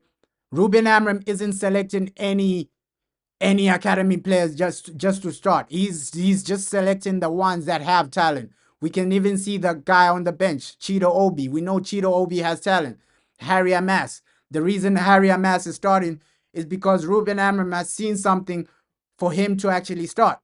So Tyler, I'm gonna take your word, bro. I'm gonna take your word that he's a bowler, a young defender that we can rely on. So let's just hope he's quality, because we know the competition in defense, bro. We know the types of competition we have as a team in defense is crazy. Like, you have Lenny Yoro, you have Harry Maguire, you have Delit. Delit is still injured. Martinez is still injured. So for Tyler, this might be the one and only opportunities he gets to start, because the quality in defense is massive. It's massive. The competition in defense is massive. So Tyler, take your opportunity today. Who's the captain? It's Victor Lindelof, bro. Victor Lindelof is our captain today. Victor Lindelof, captain of Manchester United today. I thought it was gonna be somebody like Christian Eriksen, but it's Victor Lindelof, captain today. So yeah, let's just hope we get over the line today. Get over the line. Take your A game to Manchester United and just do what you need to do. You're saying now it's confirmed Luke Shaw rested for the game and he trained today. Yeah, apparently he did train, bro. Apparently he did train. Yeah, 75 minutes. He played like 75 minutes against Lyon. Apparently he did train during the week. And even on Friday, apparently the guy did train. So Luke Shaw, it's not a situation of injury. It's just he's been rested, right? Those are the reports. Those are the reports. He's been rested for some reason. Luke Shaw, he's been rested for this game. Will Kobe Mano play in the middle or as a number 10? Uh, I think it'll be crazy, because we know Ericsson. Is it gonna be Ericsson next to Ogate or Kobe Mano next to Ogate? We just have to wait and see, bro. Because most likely it's a situation of it's Kobe Mano next to Ogate and then Ericsson as the number 10 next to Garnacho. We know Garnacho is not really playing next to Ogate. Garnacho is one of the number 10s, and then it'll be probably Ericsson and Garnacho as your number 10s.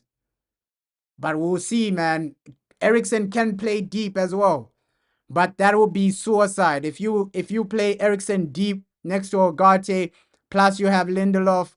That would be suicide for Manchester United. I think you can't really play Ericsson in the double pivot.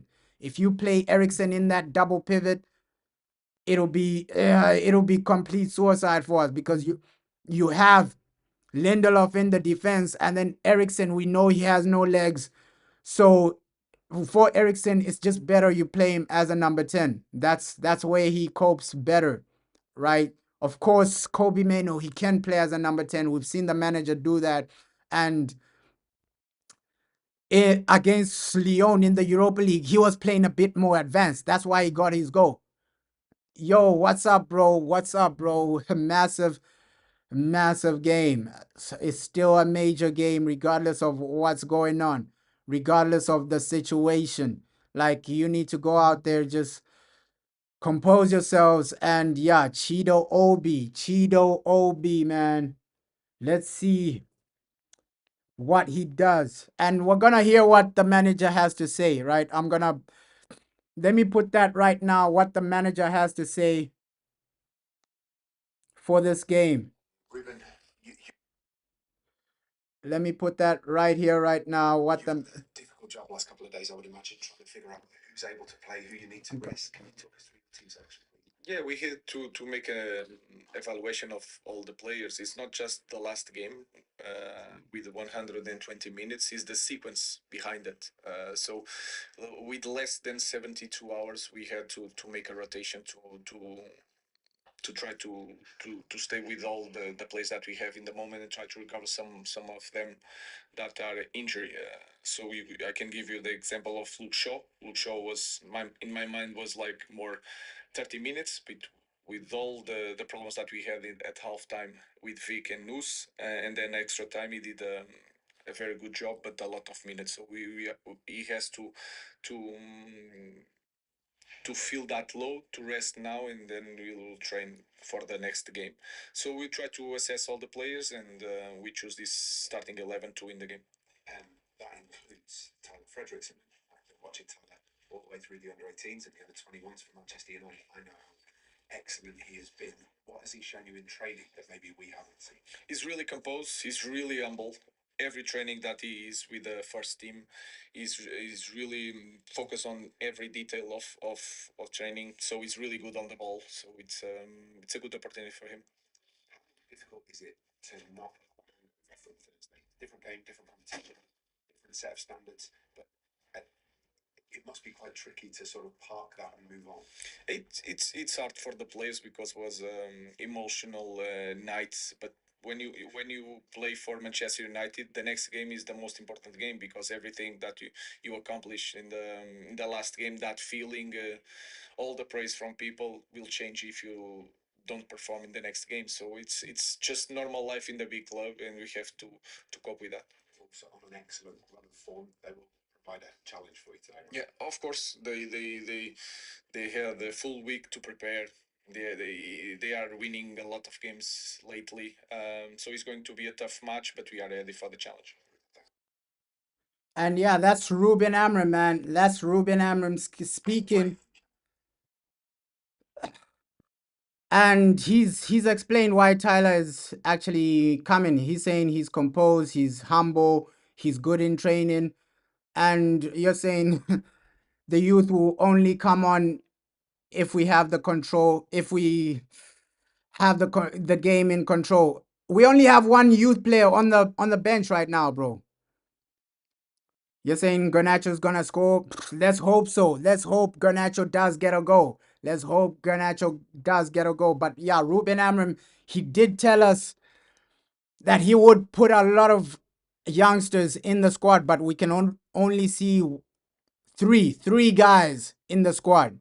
Three academy players in the squad. Harry Amas, Tyler, and also Chido Obi. Those are the only three academy players.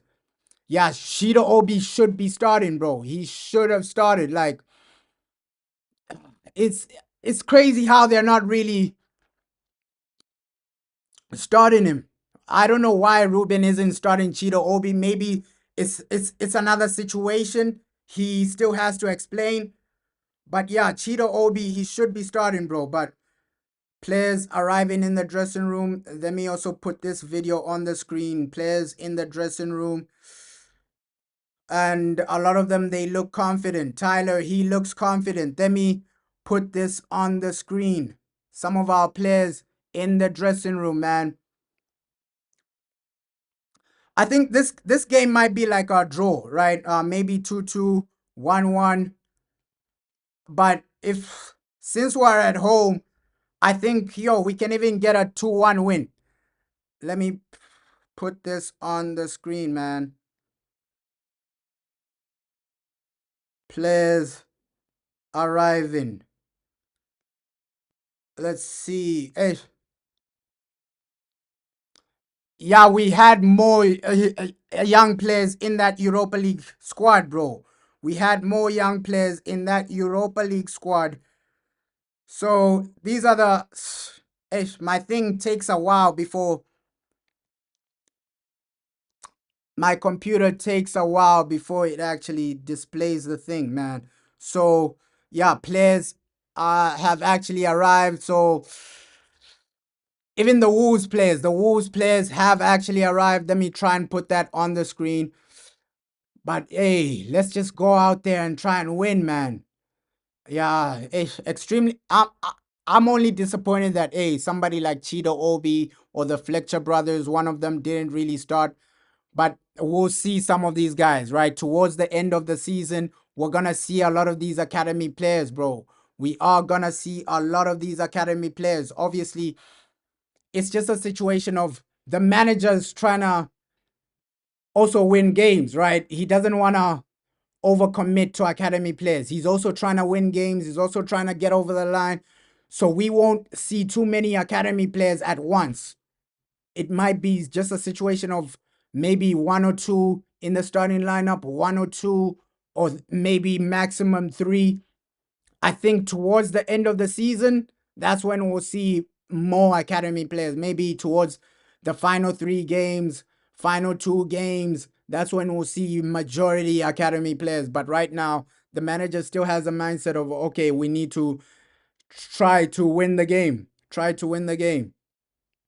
Try to win the game, man.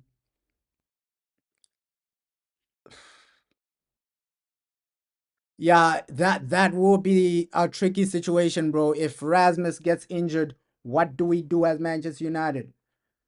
That will be a tricky situation for Ruben Amorim. If Rasmus Højlund gets injured, what next for Man United? What next? Maybe he plays Bruno as a false nine. Maybe he plays Kobe Mainoo as a false nine. We've seen that before. But yeah,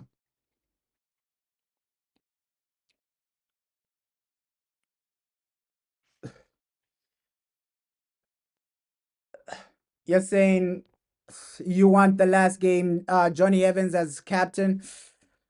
Yeah, at least the last game, Johnny Evans would know he's gonna play the last game, right? It's gonna be his final season, and obviously the manager he's gonna give him that game. Okay, Johnny Evans, your final game. You've been at Manchester United for such a long time, so he's gonna give Johnny Evans that game, bro. He's gonna give Johnny Evans that game. I don't know why it's taking so long for this video to actually come onto the screen.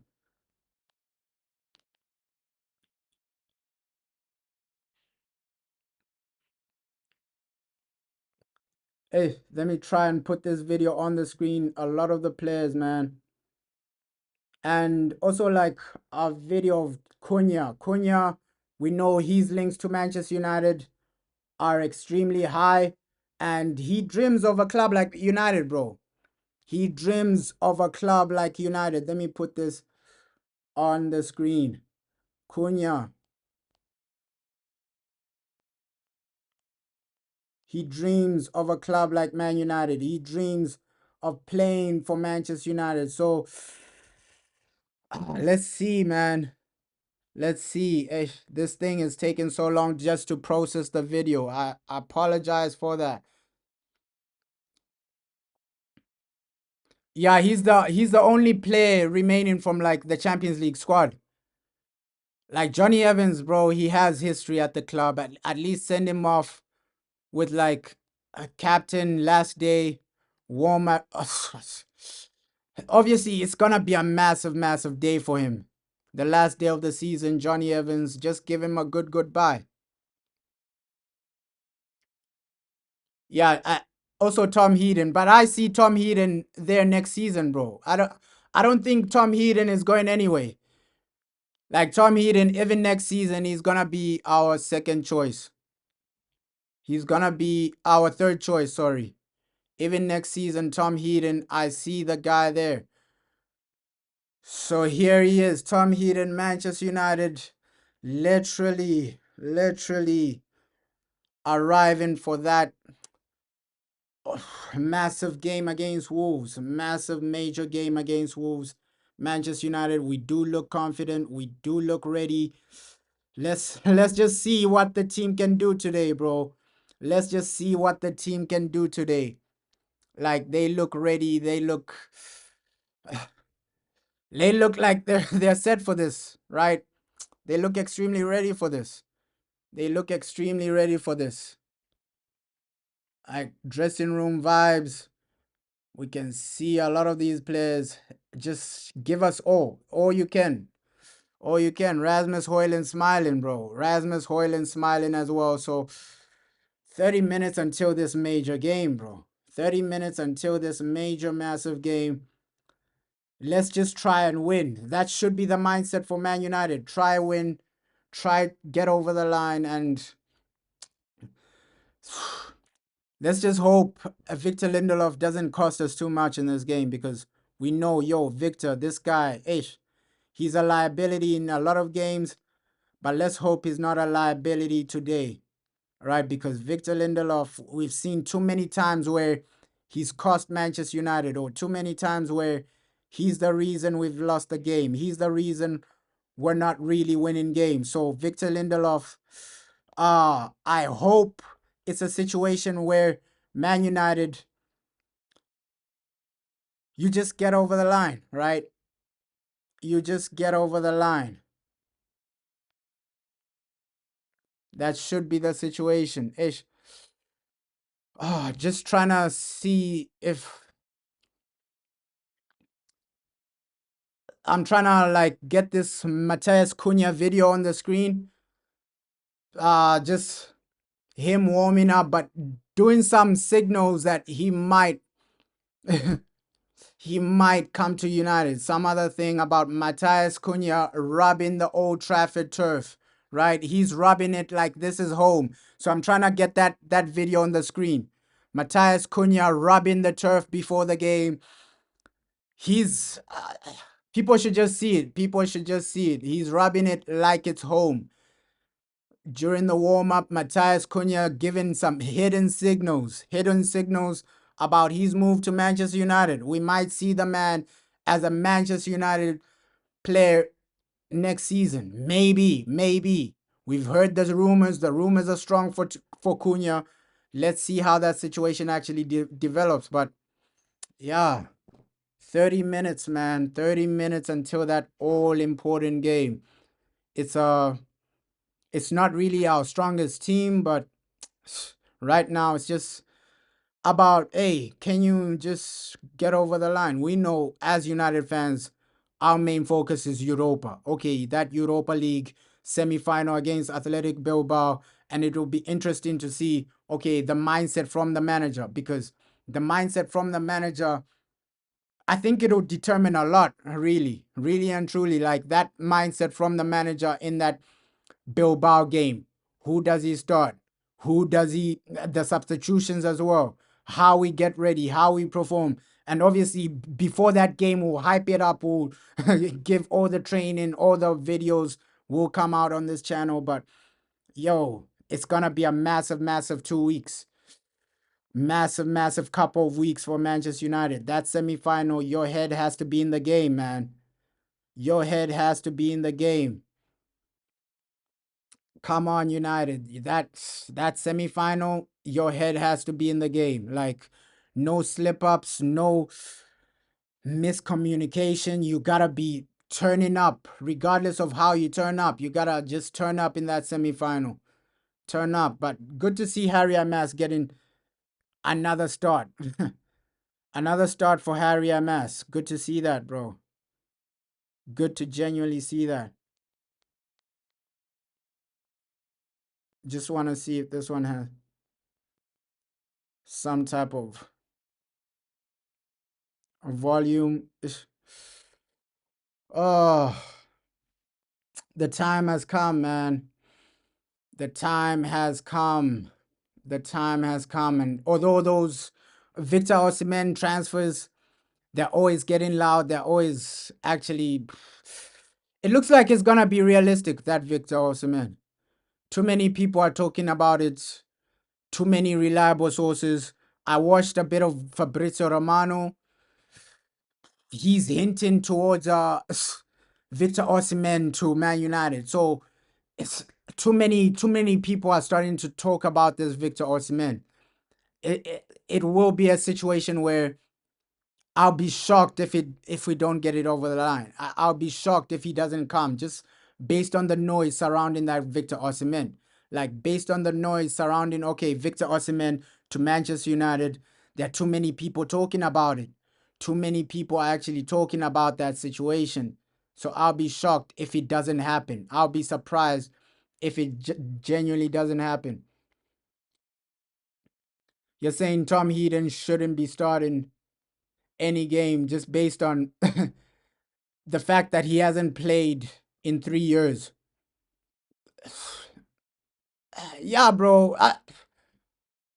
I think that is a consideration. Hey, Tom Heaton hasn't really started any game, so let's not really play him.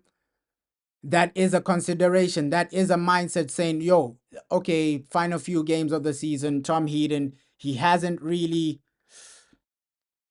played any games in 3 years. So let's not risk it. Let's not play him. But in the Premier League, we have really nothing to lose. So Tom Heaton, I wouldn't mind if the guy is playing, bro.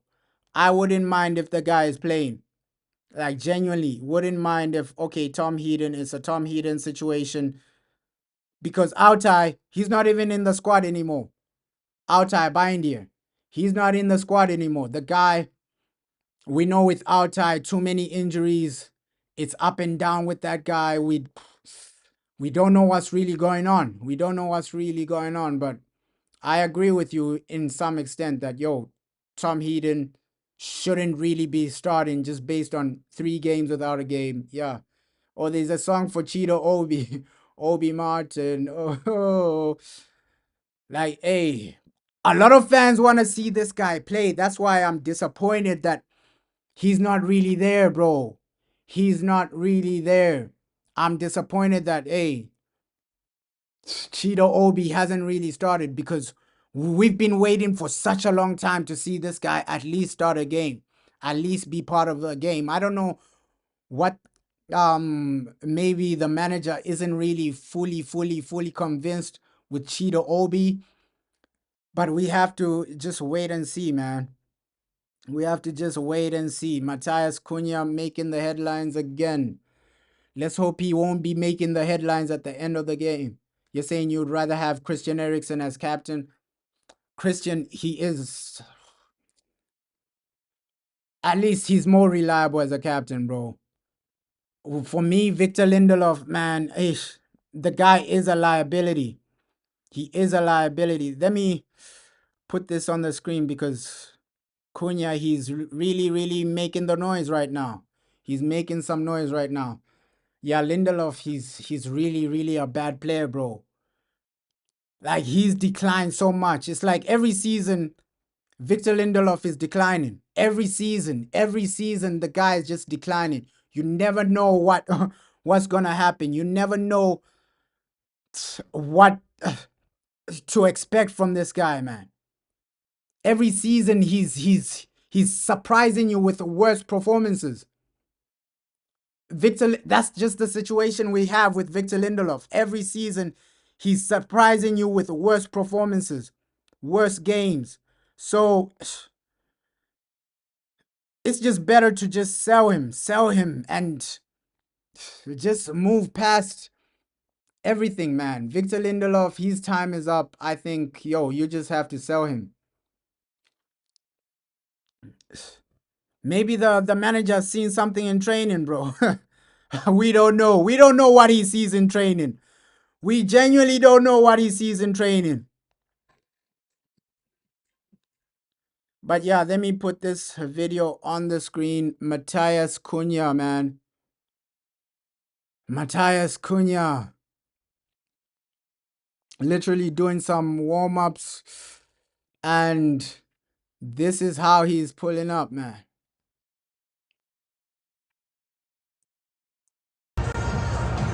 This is Matthias Cunha early on. So early on, before the game, you can see him literally making himself feel at home. Matthias Cunha at Old Trafford. This is him. This is him, man. This is him.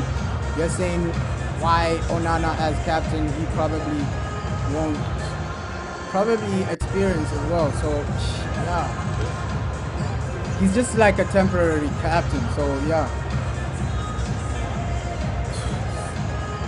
I don't know what the manager's thinking. I don't know what the manager's thinking, making these guys captain, making these guys the main guys. But this is Matthias Cunha literally making himself feel at home, man.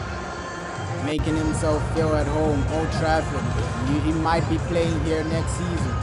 It might be a situation where Matthias Cunha, Manchester United player next season, and he's making himself really, really feel at home. So let's see what happens with his transfer because he's a big player, man. He's a big player.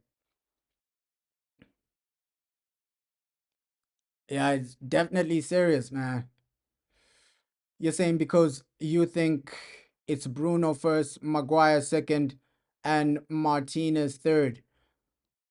But with Ruben Amorim, we can see even when Maguire was on the field, we remember the previous game against Newcastle. I think even when Maguire was on the field, Lindelof got the captaincy. So it's like the manager does rate Lindelof. I don't know why. I don't know why. He puts Lindelof above Ericsson as the captain, as captaincy. So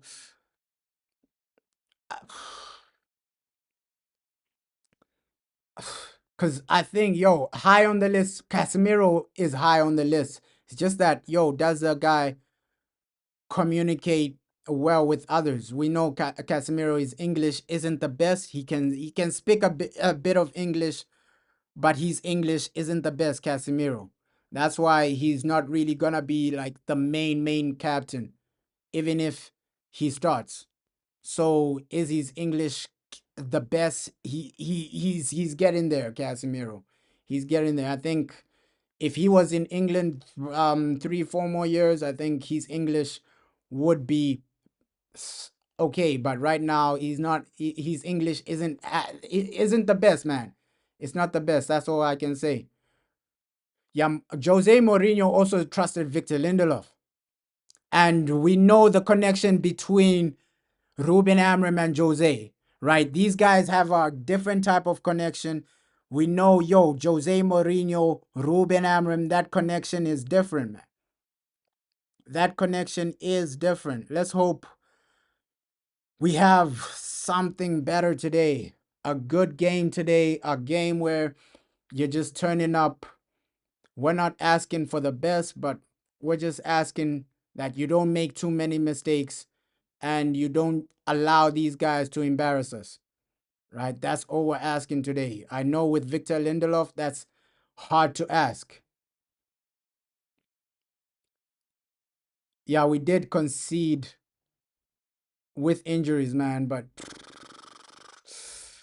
I know a lot of fans are not really confident that yo Lindelof is starting.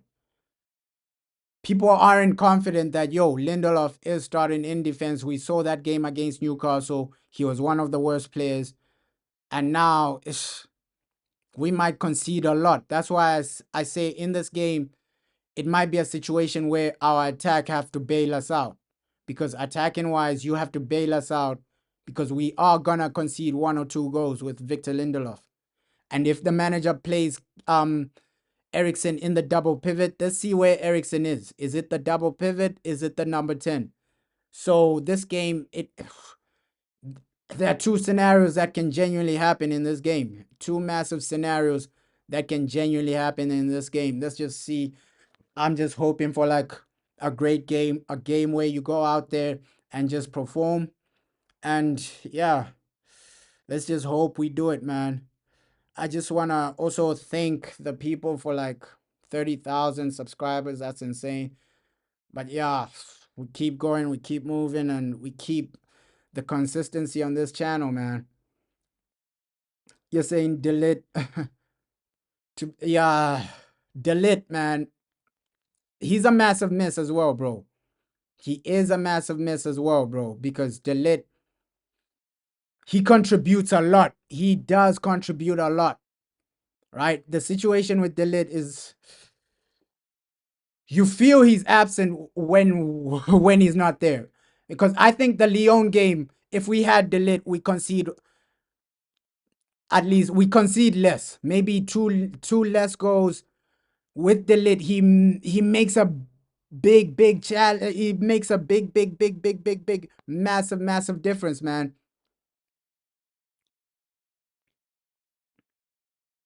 You're saying I should have a lot more subscribers. This is your go-to United channel. Thanks for the support, bro. Like I just genuinely appreciate everybody that's supporting this channel, bro. Everybody that's supporting this channel, and I'm gonna keep the consistency for everybody, man.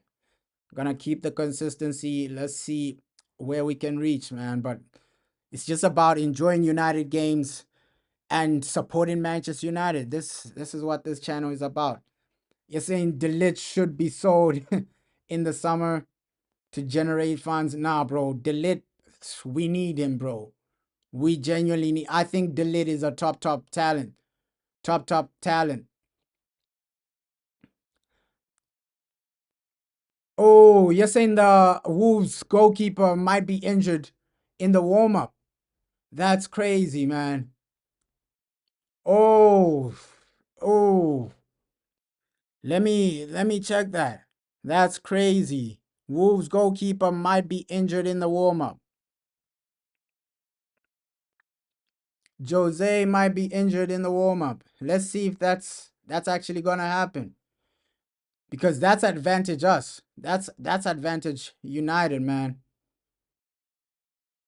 Yeah, afternoon kickoffs are calm, bro. They are calm, collective. I think with afternoon kickoffs, you get you get a. I like the late kickoffs as well, but I don't like when it's too early, right? I think afternoon kickoffs are okay.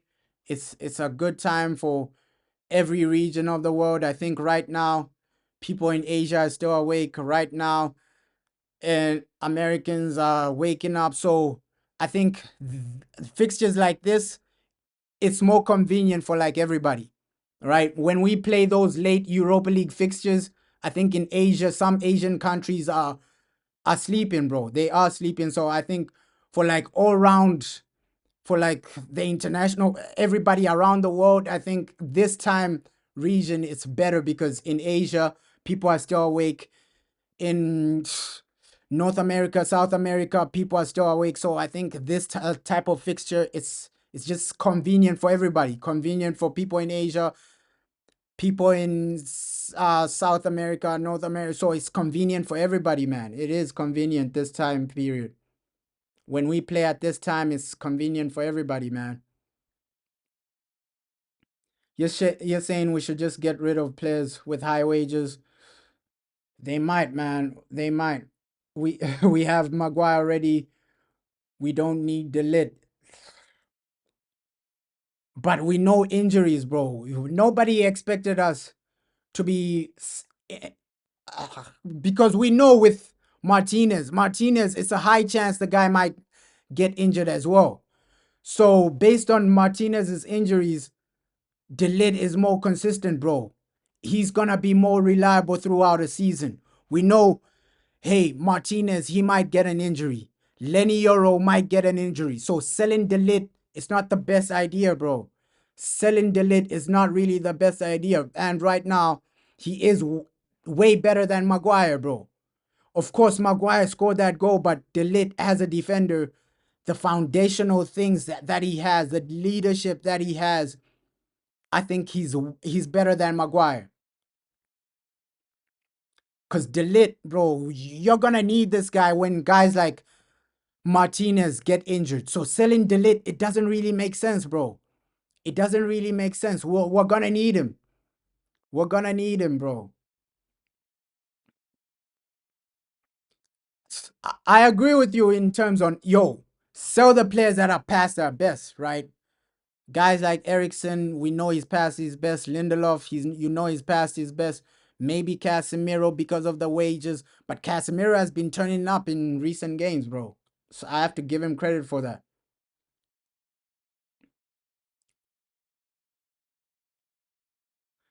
Yeah, a lot of clubs can't really afford those types of wages. So some of our players selling them is you're only selling them to Saudi Arabia, bro. You're only selling them to Saudi Arabia because the wages some of our players are on, a lot of clubs are not really taking on those types of wages. So it might be just a situation of, okay, sell these guys to Saudi. Let's see how they perform. Let's see if it's beneficial for Manchester United, bro. Oh, so Wolves goalkeeper actually suffered an injury. No way, no way. So that's literally advantage Manchester United. That's literally advantage Manchester United. Wolves goalkeeper out, out for the game, out for the game. So obviously their second choice will come in, but yo, that's advantage Manchester United. No way, no way. That's crazy, man. It's crazy. Yeah, it's better we have both Delit and Maguire. I think that's a better situation. You have both Delit and Maguire. You can never have too much quality in your squad. Of course, Maguire is improving, but Delit is the better player, and having both is better, man. Look at when Manchester City had won the treble. They had bench players that would start for any team in the world. So having that type of quality, even on the bench, it's just beneficial for Manchester United, man. Yeah, Jose Sarr injured. Ah, bro, that's beneficial for us. That's beneficial for us. With Delit, bro, selling him it's gonna be a bad idea because he has leadership qualities. The fundamental defending is there. He's just a good defender, man. He's just a good defender. Yeah, Wolves were having such a bad season, but their new manager, bro, how they're playing with their new manager, it's a different type of Wolves. We're facing a different Wolves to which we played in December. In December, we played Wolves.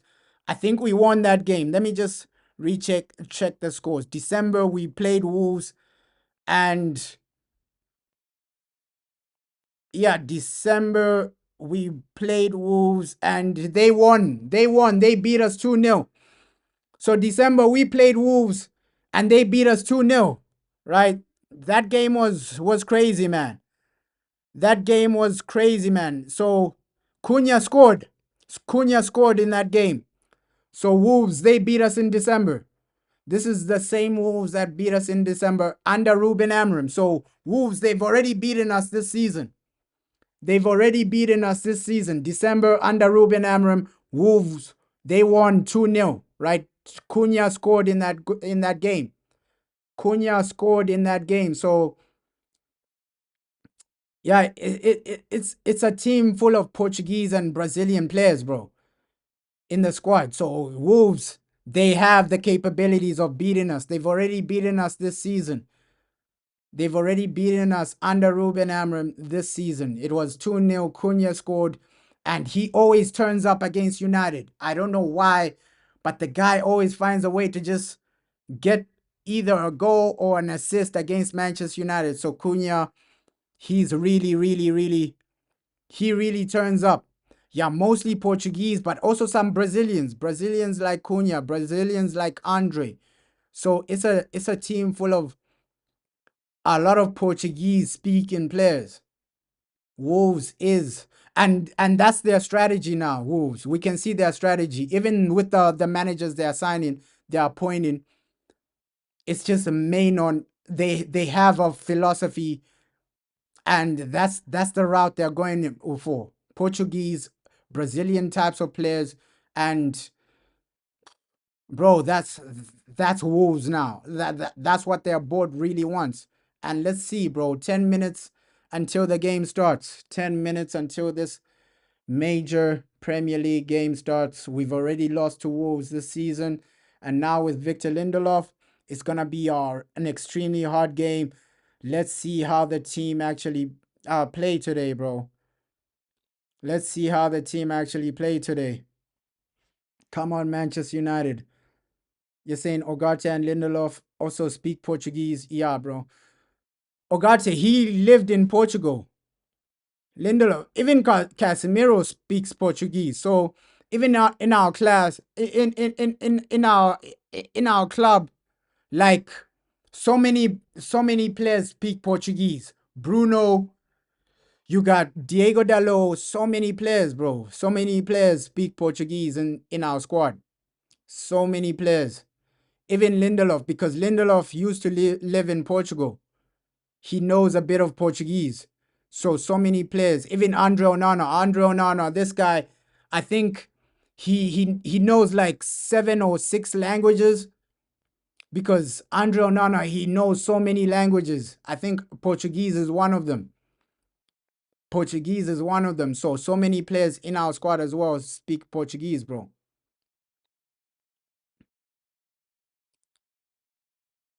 Yeah, even Martinez, he understands Portuguese. So many players, bro. Yeah, don't let them do a double. So like, hey, we can't have a situation where Wolves are doing a double on Manchester United. Back to back, home and away, they beat us, right? December they beat us. Today we gotta just get the results, man. 8 minutes until this game. 8 minutes. 8 minutes.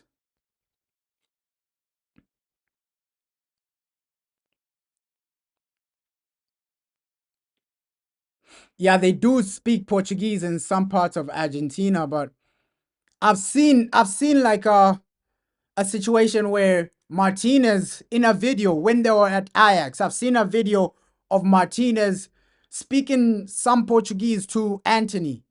Anthony, we know Anthony speaks Portuguese, this and that. So I've seen a video like that. So I think Martinez does understand Portuguese. I've seen a video of Martinez literally speaking Portuguese to Anthony. And that's why Anthony and Martinez, they had such a great relationship, because behind the scenes they were speaking like the same language. They understood each other. They were close. So yeah, I think you're right, bro. Martinez does speak Portuguese as well. I've seen a video of him speaking Portuguese to Anthony. So yeah, so many Portuguese speaking players in our squad as well. It's also our manager. Our manager, we know he's Portuguese. He speaks Portuguese. He understands Portuguese extremely well. Yeah, we still don't have like 2 Premier League wins in a row, and we can't really make it back to back losses in the Premier League. We can't make it that. Of course, Newcastle, they beat us, but yo, don't make it back to back losses. That's not make that a situation. But good to see Kobe Maino starting today. Right. So in the squad you have like three players from the academy starting. Kobe Maino, Tyler, Harry Amas. So let's hope Tyler just performs. A lot of people saying he's a bowler. He's good at what he does. Let's hope he has a great game, bro. Let's hope he has a great game. Let me put out this Google formation, because the Google formation is always the most accurate one. Yeah, it does like help. Building chemistry is just about, yo, can you understand each other? Can you understand what you're saying? If Cunha scores, I will be upset. I like him as a player, but I don't like him when he scores against Manchester United. So if Cunha scores, I will be upset, bro. I will be upset. I think a lot of people don't want to see a situation where Cunha scores. Google is saying, yo, the Google formation is saying Ericsson in the double pivot against next to Ogarte. So that might just be a situation of Ericsson in that double pivot next to Ogarte. That's what this Google formation is actually giving us. Major game right now. I, I'm low key excited for this game, although it's not as high pressure as the Europa League game. But hey, some of these players, they need a game where they just go out there and just turn up, man. Turn up, perform. They need that type of game. They need that type of game. Yeah, let's not. let's hope none of these Wolves players score, man. We can't allow any of these guys to score. Like first 10 minutes, you need a good start. At least go out there just with the mindset of, okay, we should be dominating this. Although, yes, it's not the our main guys. You can see in the defense is Tyler, Victor Lindelof, Mazraoui in the defense. So it's not really our strongest ever defense. Just based on Tyler, you don't know what type of game he's gonna have. It's his Premier League debut. You don't know what type of game he's gonna have in defense. With Patrick Dogu, he's playing as a right wing back. He's not on the left. Harry Amas is on the left. So it's a completely different team to what we've been seeing normally, right? The attack, at least the attack, you can say, okay, the attack, you have to get something, right? This is an attack that at least has a bit of experience. We can say Rasmus Højlund, he's played enough Premier League games for us to say he has experience in the first team. Same with Garnacho. He's played enough Premier League games for us to say these guys have experience.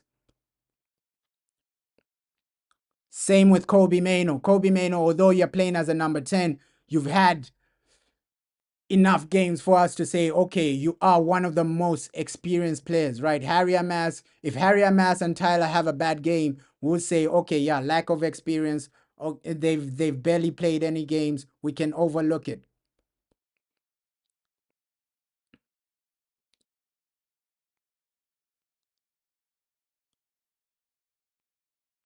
Yeah, bro.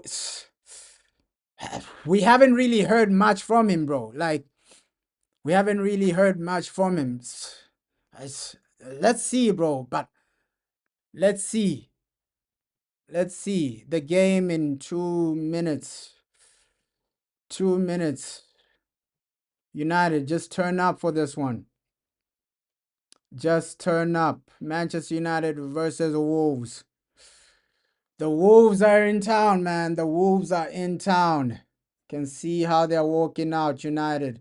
Walking out looking serious, looking ready. Can United actually get that win? We hope so, man. It's all about the win. It's all about the result. It's all about getting over the line in the Premier League. Getting over the line in the Premier League. That's all it's about. That's all it's about. Ah, massive game. A lot of starts for some of our players. A lot of opportunities are being given to some of our players. Tyler, this is the game for you, my brother. Come here, dominate. We know you're good enough. We know he's good enough to genuinely do something in a game like this. Tyler, go out there. We've seen you in the academy. People are saying he's reliable. Can he turn up and show us that type of reliable performances in the first team? Come on, it's a major game for United, man. It's a major, major game. It's a major game. And yeah, the Google formation was right, man. The Google formation was right. Kobe Mano is in the number 10. Never doubt the Google formation. This Google formation on the screen was right. So it's Casemiro in the double pivot. Let's go, Man United, man. Let's go. Let's hope Mano and Tyler Cook. Let's hope Tyler has a good debut, bro. Let's go. We just want to see this team win. And the Google formation on the screen was right.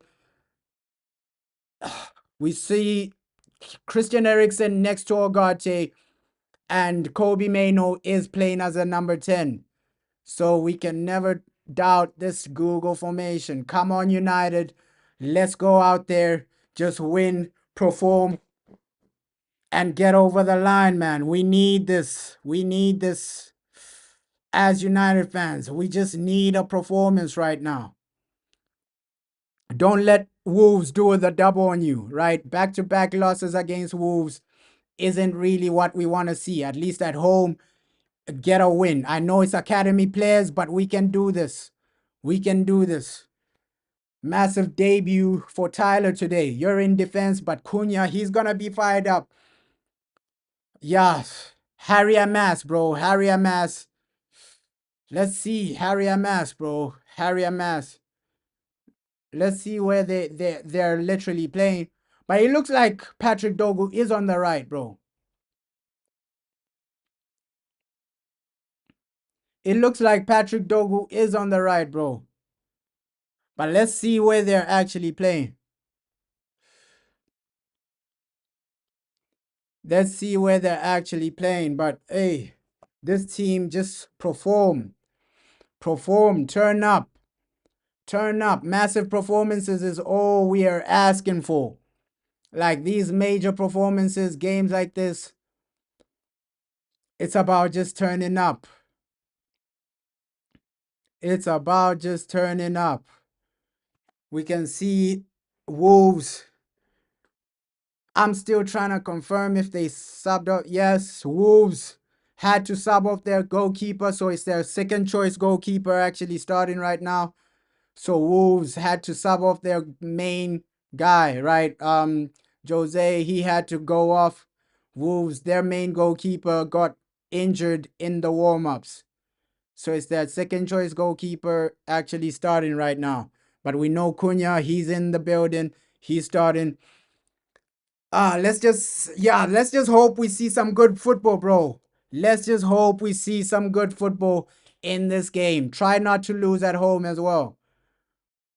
That's what we need to also try and do. Try not to lose at home. Major game, here we go. Here we go. Manchester United versus Wolves. Showtime, game time. United get over the line in this one. And you should be looking for at least the first early 10 minutes, you get a goal. At least first 10 minutes, you get a goal. It should be the situation, it should be the mindset, but not too much. Don't over risk it. Don't over risk it. Obviously, Wolves, they'll be confident just based on the changes we have in defense. But our attack, I think our attack should be able to get us at least one goal. Yes, no Bruno Fernandes today, but just do something today, man. Get us something. Get us something. Get us over the line. Come on, United, man. These are the games we, of course, we have nothing to play for, but just give us a good game. Give us a good game right now. Wolves might dominate this game just based on the midfield as well. Our midfield, and they will get a lot of chances, but try not to lose. Try not to lose. I'm looking closely at Tyler, man. Tyler, let's see the type of game he has. Because Tyler, your debut. Wolves, they're starting well, man. They are starting well. They are starting well. We need to try and contain this team early, man. We need to try and contain this team early. Yeah, try to carry on the performance from Lyon, but we know it's different players. It's different players. Our main guys ain't there. Our main guys ain't there, right? Are you gonna expect some consistency from the players that are genuinely starting? Lindelof, that's gonna be a doubt, right? Christian Eriksen, that's also a doubt. So let's see. Let's see how we cope in this. And yeah, Patrick Dogu is on the right, man. He is on the right. Let's hope he doesn't get cooked, man. Cunha, I'm keeping an eye on Cunha as well because the positioning he's actually getting himself into. At least Mazraoui needs to be the defender, keeping an eye on Cunha. I don't want Cunha being next to Tyler. Tyler shouldn't be assigned Cunha, man. Like Tyler, at least it's a back three. You have other people to help him out, to come support him when he's literally surrounded and overflooded. But Cunha, Mazraoui should be the defender focused on Cunha. I don't want Tyler being focused on Cunha, and then if Cunha cooks him the first game, people won't want to see him second game, bro.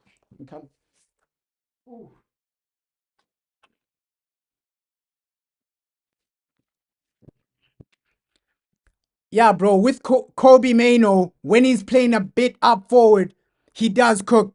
Kobe Mano does cook. a bit forward. When he's playing up front, forward, he does really cook. He does really cook. Kobe Mano is better closer to the goal. We saw that against Lyon, right? Get this guy as close to the opponent's goal as possible. Christian Eriksen has started okay. He's starting okay so far. So far, we can see, Christian Eriksen, he started okay. He has started okay in that double pivot. It's just second half where, okay, when Christian Eriksen gasses out, what type of Christian Eriksen are we going to see, right? Second half will be the determining factor, bro. Let's try to win. We started okay as well. Like we're trying to control this game right now. We're trying to gain some control. Harry Amas, he's okay as well. Like so, Christian Eriksen, it's just a situation. Second half. Let's see what Christian Eriksen we see in the second half. Because when he gets tired, when fatigue kicks in, that's when Christian Eriksen becomes a liability. But right now, Christian Eriksen looks okay. He looks okay. It's only second half where you know, okay, second half we have to sub off Christian Eriksen because he's gonna gas out. Genuinely gonna gas out. Good start from United. Good start from United though. I thought it was gonna be different, but so okay start. You're keeping your shape. You're pressing well. Even Christian Eriksen, I didn't expect him to be the guy pressing, trying to recover the ball. He started extremely well, Christian Eriksen. No lie about that. Yeah, Christian Eriksen is the most experienced player starting right now. Like in this squad right now, crazy to say that, but Christian Eriksen is the most experienced player we have on the field right now. But second half, you're going to have to remove him because he will gas out. We know how Christian Eriksen is. Harry Amas as well, man. He can cross. He can cross Harry Amas. Like the crossing from Harry Amas, it's really underrated sometimes. Like people think, hey, Harry Amas is just another academy player, but this guy can cross. He can cross. So you can see the talent the academy players, the academy is actually producing.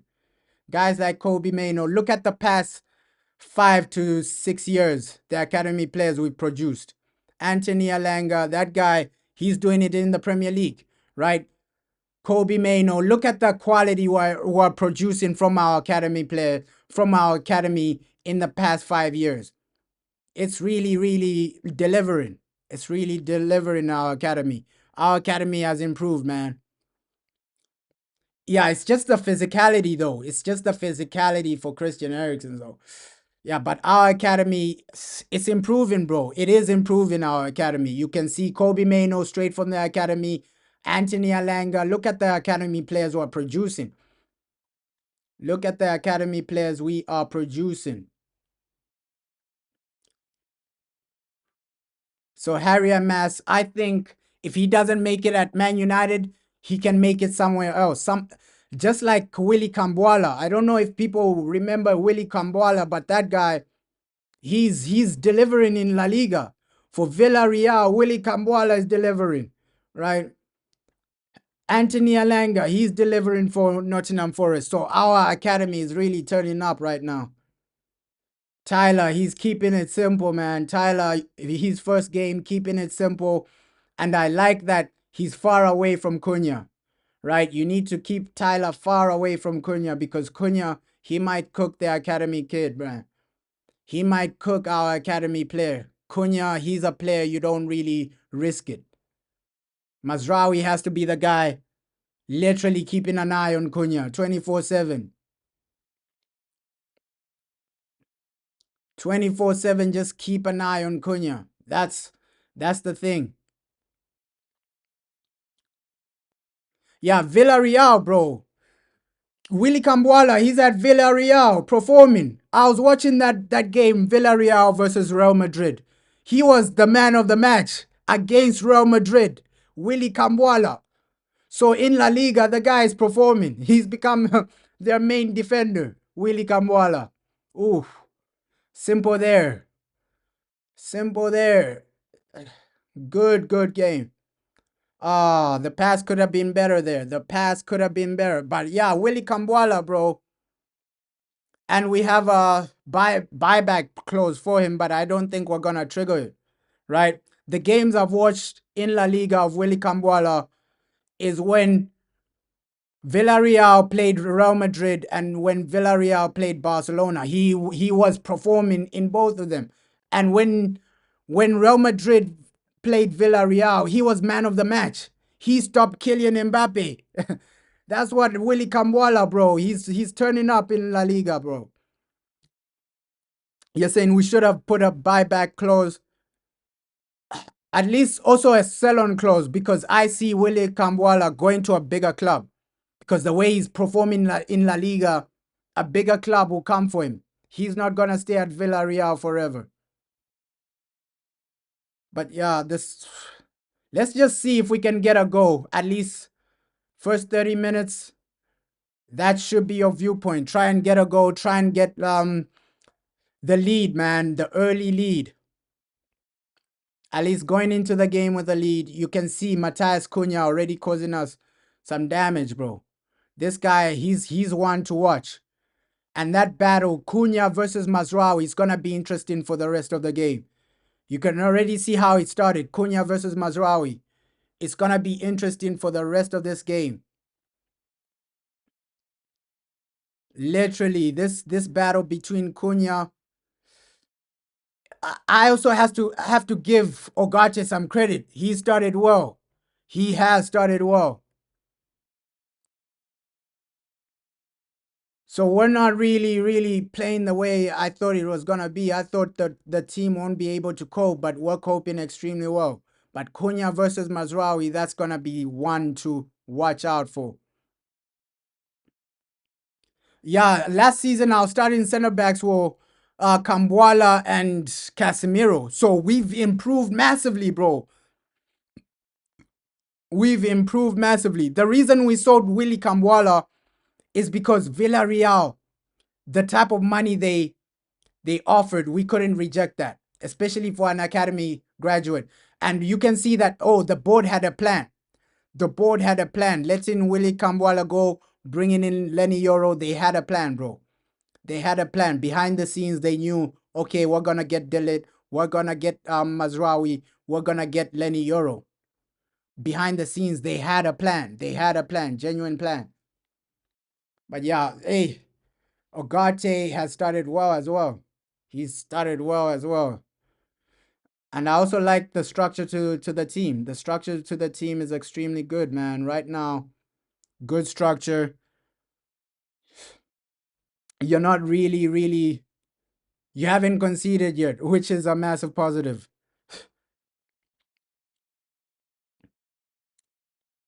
Yeah, ish. Varane, man. But we had to let go of Rafael Varane. Let's see. Can Lenny Yoro develop and become better than Varane?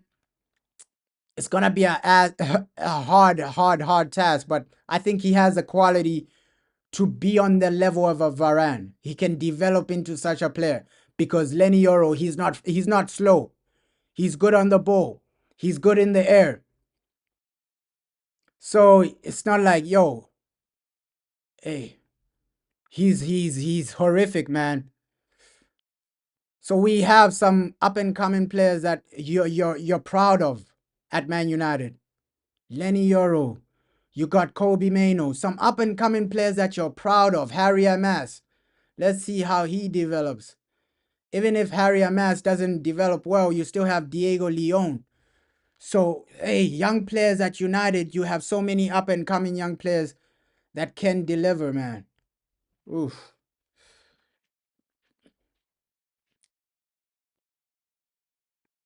You can see this game might be a game of margins, bro. This game might be a game of margins, right? Do I see a lot of goals? Let's see. If we fall apart like the way we fell apart against Newcastle, these guys will open up the gates. But if we keep it composed, second half, you bring one or two senior players to come on because we know, yo, Bruno is still on the bench. He might come on second half. Some guys like Casemiro on the bench. So on the bench, you have a lot of senior players to change the game. Oh, we should have done more with that opportunity. We should have done more with that opportunity, man. But I see at least one goal before halftime. That's how this game is going right now. That's how this game is going. At least one goal. Let's see. I hope we keep a clean sheet just because of Harry Amas and Tyler. Tyler, his Premier League debut. It'll be great if the guy keeps a clean sheet. And you can see this guy is technical as well in the defense, Tyler. You can see how technical the guy is. That's why the manager is literally starting him. He's composed. He keeps it simple. But the guy doesn't overcomplicate, right? He gets the ball, passes it on. So it's a good debut so far. He's keeping it simple, man. He's not over risking things. Once he gets the ball, he passes it on. 1-2 touch pass, 1-2 touch, keep it moving. That's what he's doing, man. So, hey, it's a genuinely good game, man.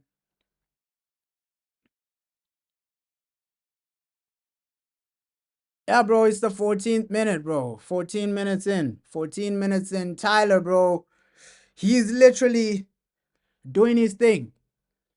And this battle is also interesting. Andre versus Ogate. Obviously, Andre, the Brazilian, this guy can he's good on the ball, right? He's good on the ball, Andre. We were linked to him, but he went to Wolves. Oh, Rasmus, man. Let's hope our guy Rasmus gets a goal today. Rasmus Hoyland, can the guy turn up with a goal? I pray that that's the situation. But no real chances for Manchester United so far, bro. Yeah, 14 minutes, bro. 15 minutes now. 16. So, yeah, it's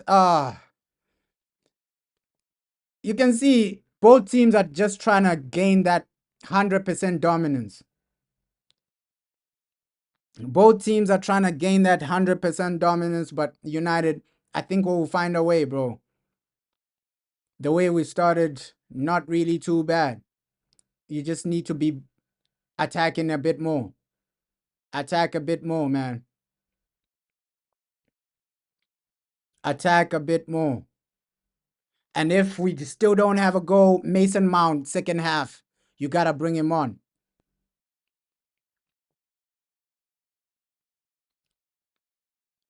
Mason Mount, second half, you got to just bring him on, bro. You got to just bring him on.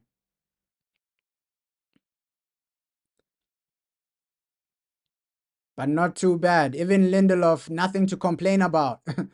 The guy I thought was going to cost us in this game, nothing to complain about so far. So, hey, we might actually go on and win this game, bro. Ooh, nice layoff right there. Alejandro playing with some purpose. Alejandro Garnacho playing with some purpose right now. Ogate for me, player of the match so far. Like the way he's been playing, keeping it simple and just scanning the area. Yeah, Ogate, he's shown up. He's shown up. You're saying, damn, you missed everything. Yeah, bro. Let's just hope we get the first goal because we know United, especially the team that's out right now, right? The team that's out right now, you need a situation where you get the first goal because if Wolves get the momentum, I think Lindelof starts panicking. And then next to Lindelof, you have an academy player. So let's just get the first goal and keep the control, man. Keep the control. Yeah, we saw that. We saw that smile from Ruben Amram. Ruben Amram smiling at Cunha like, hey, you know, next season you're coming here, Cunha. Next season you're coming here. We saw that smile from Ruben Amram just smiling. He knows. He knows. In the background, he knows. Yo, this guy is a United player. He knows, bro. Yeah, not much has happened. It's like So far, both teams are trying to gain control, and both attacks have been nullified. Our attack, we're not really creating too much. Their attack, they're not really testing Andre Onana too much. So attacking wise, nothing has really happened. Right now, it's just a battle of like midfield. Attacking wise, nothing has really happened. No, none of the sides have had a clear cut opportunity so far. No clear cut opportunity. Still trying to gain some control. That control is everything in games like this, man. Games like this, keep it simple. Try and gain some control. Oh wow, dramatic situation in the other game. Chelsea are losing. Chelsea are losing to Fulham. Come on, the passing needs to be better though. That's the complaint with Man United. Passing into the final third, it needs to be a bit better. It needs to be a bit better. But yeah, at least, yo, Chelsea, are they gonna make that top four? Looks like they're losing right now. But for United, our passing needs to be better. Our passing needs to be better in the final third. But we get it. Some of our main guys are not really there. Second half, the game will improve in the final third. If you bring somebody like a Bruno in, we know the manager will sub him off. And second half, we might see Cheeto Obi because attacking wise, Rasmus isn't really sniffing the ball, man. He's not really coming deep, trying to touch the ball, trying to feel the ball. So it's a crazy situation right now. Yeah, true, bro. Like the passing needs to be more purpose with some type of progression, man. Right now, we're just sideways passing, sideways passing. I think we need to try and cut these guys open. Because this game, the way it's looking right now, it looks like it might just end up being a draw. Obviously, second half, we will make a lot of changes. I see Mason Mount coming on, maybe Bruno coming on final minutes.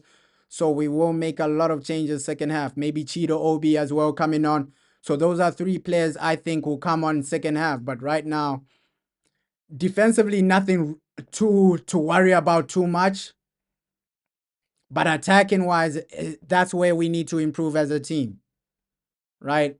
Going forward, moving forward, progressing the ball. That's where we just need to find our feet in this game. Like moving forward, going forward. Okay, that offensive structure needs to improve. Even Garnacho, I want Garnacho needs to get a bit more involved into the game. None of our attacking players, we can say, hey, they've been really impactful right so far. So we don't want a situation 30th minute, 40th minute, you still have no shots testing their goalkeeper.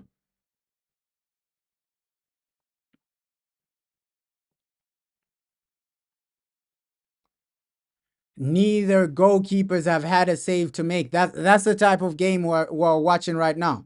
Like neither goalkeepers have had a save to make. Both goalkeepers are just relaxing right now. Oh, Semedo's effort hits the bar. It hits the bar. Oh, send over the bar. Sorry. Ish.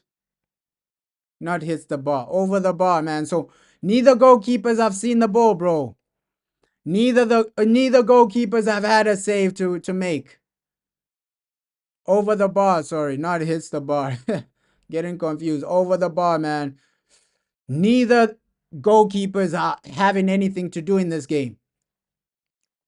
So we need to up the intensity in attacking areas, man. The intensity we had for the last 10 minutes in that Lyon game, we just need to apply that type of intensity. Like where you just attack. Because Wolves, they're there for the taking right now. They are there for the taking. Especially based on how they've started. I'm not really feeling any fear from Wolves. They're not really giving me anything to say, hey, these guys, we should give them 100% respect. because they're failing to create as well. So they're there for the taking, Wolves. We should be in a situation where you're just going for the game right now. Yeah, we need to up the tempo, bro. Come on. Especially in attacking areas. Like, just up it, up it, up it. Go for the game. Go for the game. Go for the game. Until you get that first goal, you can't really relax. And we saw that against Lyon, right? Lyon, we were 2-0 up. We started relaxing. They came back 2-2. So we know United, you shouldn't be relaxing in any game. Any game, man.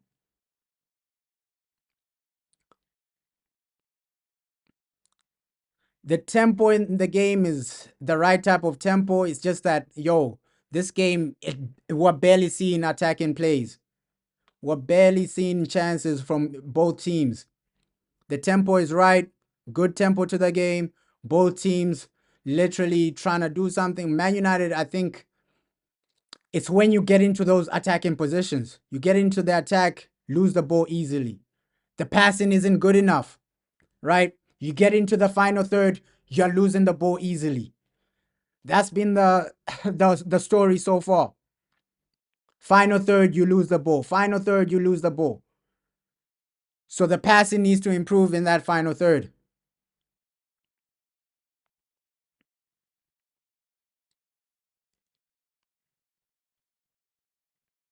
You're saying it's because Bruno Fernandes controls most of our tempo. I think he is impactful for how we attack, like a lot impactful. He's passing as well.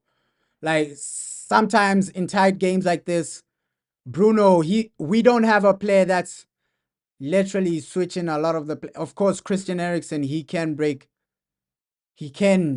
have that type of passing way. He just has a pass that breaks these guys down. But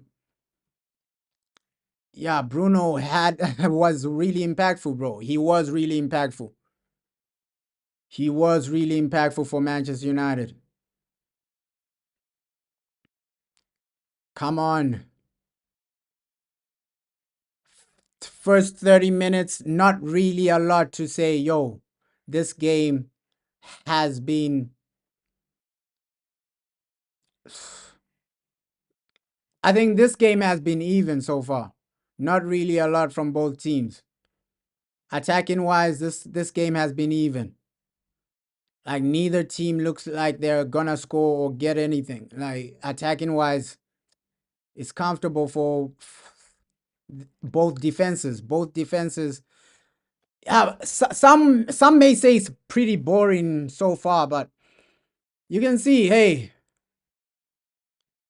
Loki, I like the tempo. It's just attacking wise, they need to improve. Loki, I like the tempo. A goal will come. The tempo to this game is okay.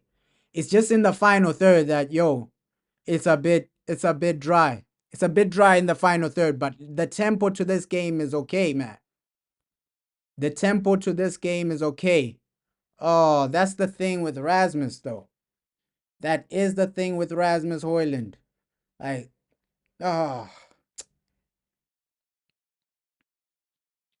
I bet you if that's Osimhen, he gets connection to the ball. Great cross, man. Great cross there, but you gotta capitalize. Harry Amass is turning up right now. Harry Amass with some great crosses. Harry Amass is turning up right now, but you gotta capitalize from those crosses, man. Harry Amass, he's looking good in this game. No lie about it. He's had some good crosses here, keeping it simple in possession, keeping the ball moving.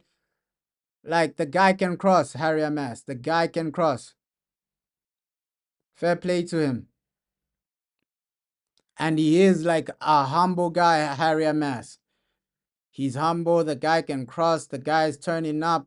So with Harry, bro, I just want this guy to succeed. Highest level. Just let's just hope the guy succeeds. Yes, ish with Rasmus. That's the thing I want him to improve. His positioning as well. His positioning and aerial ability. It needs to improve because sometimes when you have that cross, it's either he doesn't get to the end of it or he's not in the area to actually capitalize, man. But Harry and Mass, man, this guy is turning up like crazy. Oof. Harry and Mass. Low key, this guy, he's game 8 out of 10 so far. 8 out of 10 for Harry and Mass. Low key, the guy is turning up. Yeah, Kobe can header the ball, bro. Kobe can literally header the ball. But first few minutes, first half, not really the most entertaining half, right? Both teams, both goalkeepers not have. They're really relaxing. Both goalkeepers are relaxing in this game. So first half, not really the most entertaining attacking wise. The tempo is right, but attacking wise, not really anything. We haven't really tested their goalkeeper. Yeah, great crosses are vital, bro. Great crosses, good crosses, they determine games, bro. We saw that cross from Casemiro for Harry Maguire. That cross was pinpoint perfect. Pinpoint perfect. And that's an area in Casemiro's game most people don't really rate him for. Like his crossing is really good, Casemiro. We saw that cross for Harry Maguire, Cass, against Lyon. Last minute, that cross was perfect. It was perfect, man. It was perfect. So, yo, let's hope we have a game changer in this one. But at least we're getting more into their box. That's a bit more encouraging. Oh, the crossing is coming. The crossing is coming, bro. The crosses are coming. The crosses are coming. The opportunities is coming.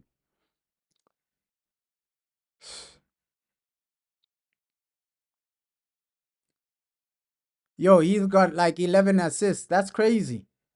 The crosses are coming, bro. You gotta get at the end of these crosses. That's why aerially, Rasmus needs to improve a bit more. Right? Because another striker there, bro, they're getting the ball into the back of the net. These are good crosses. It's just that, yo, our attacking players are not really anticipating the cross.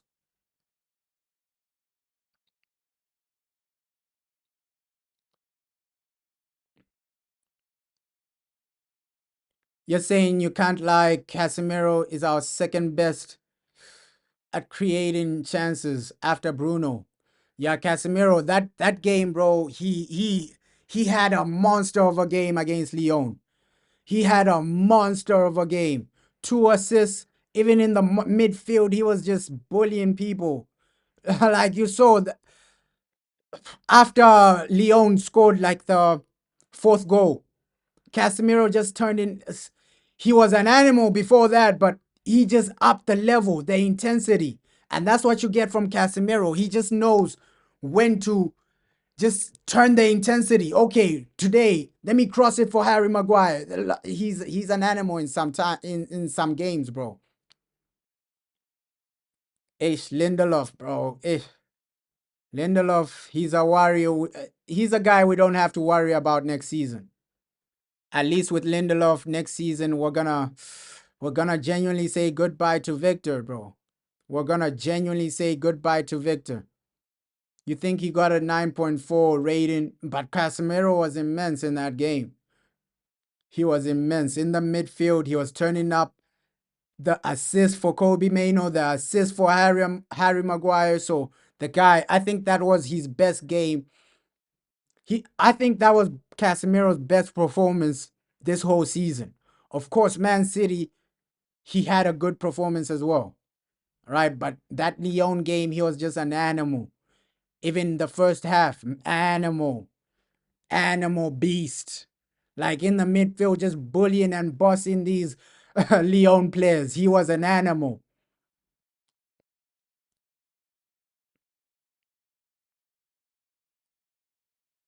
Wow, that's crazy. That was the highest in the Europa League quarterfinal play. Wow, that's crazy.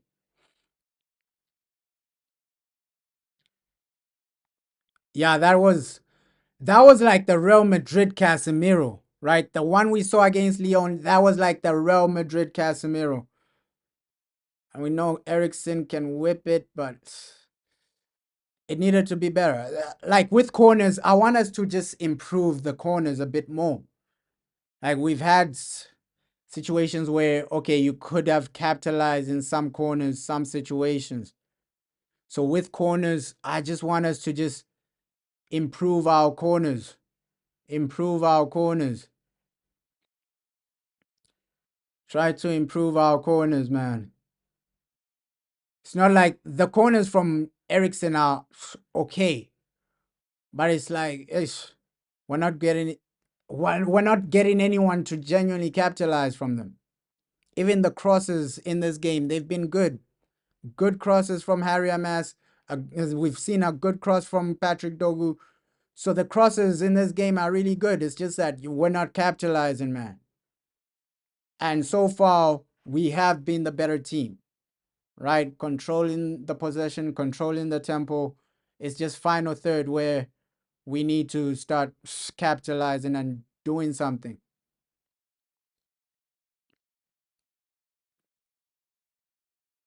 Oh, we need to do something because if this continues like second half, the substitutions need to happen, right? I know we're resting Bruno Fernandes, but bring him on maybe 70th minute if it's still nil-nil, if you still can't score, bring on somebody that can add something into our attack, bro. Kobe Mano is having a good game as well. Low key, I think if you watch Kobe Mano, even off the ball, on the ball, he's having an okay game, especially off the ball. Off the ball, I've been impressed with Kobe Mano, the positioning and just the way he's pressing as well. So Kobe Mano, he's having a good game as well. Low key having a good game. It's not one of his best games, but it's not a horrific game from Kobe Mano. Even when you watch him like off the ball, even the movements he's making, fair play, fair play. It's just that we need to get that ball into the back of the net as soon as possible. As soon as possible, man.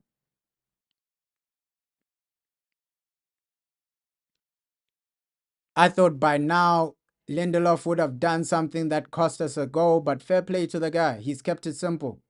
He's kept it simple.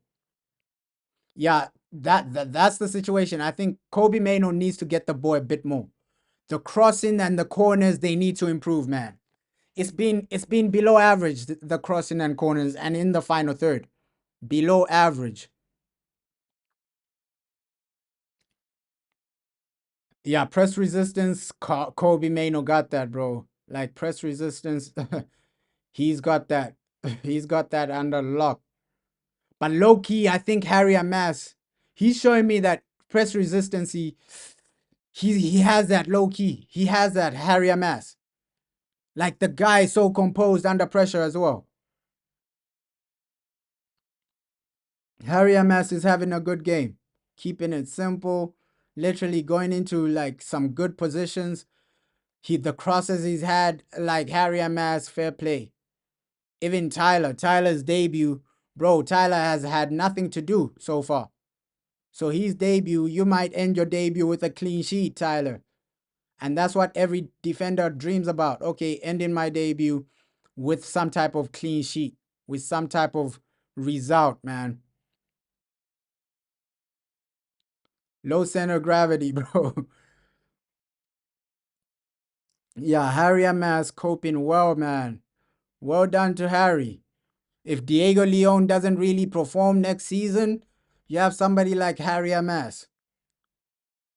Because there's a lot of hype surrounding Diego Leon. Next season, let's see how good he's gonna be for Manchester United.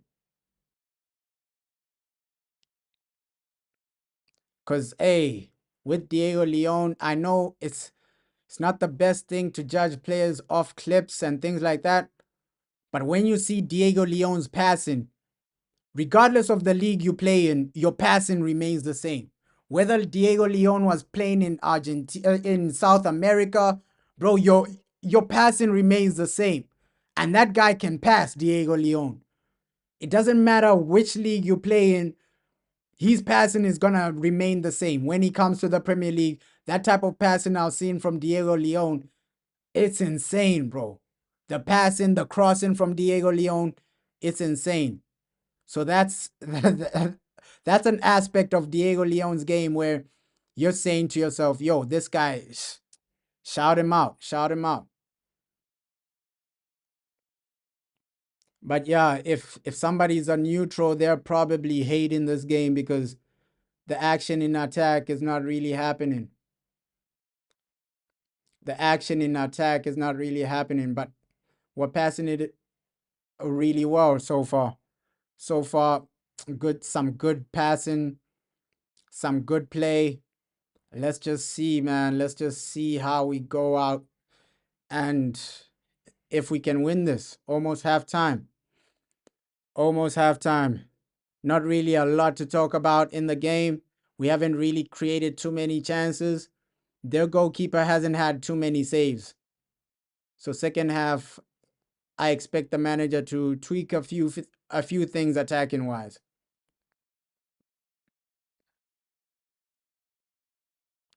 Tweak a few things attacking wise, man. We can win this game realistically. Just the attack needs to improve second half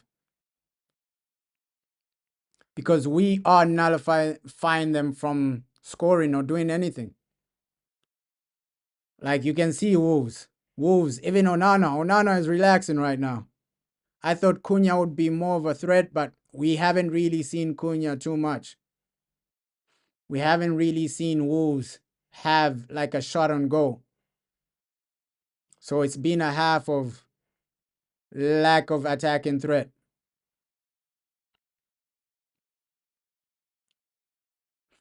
Yeah, second half, obviously attacking changes need to happen. Right now, you're not really panicking about the defense. The defense is comfortable, keeping it simple. You're controlling a lot of aspects of the game, but you're not controlling the aspects in attacking areas. At least that's where we need to actually focus on second half. Like, okay, second half, let's attack a bit more. Let's test their goalkeeper a bit more. Let's have at least clear cut chances because we've had nothing in this half. Like, their goalkeeper hasn't had a save. We've had nothing this half. But the way we're controlling it defensively is good. Defensive performance, nothing to complain about. Offensive performance, that's where you start actually complaining. Hey, why aren't we creating anything? Why aren't we actually testing their goalkeeper? Why don't we have a shot on goal in almost 45 minutes? But defensively, nothing to complain about, man. Nothing to genuinely complain about.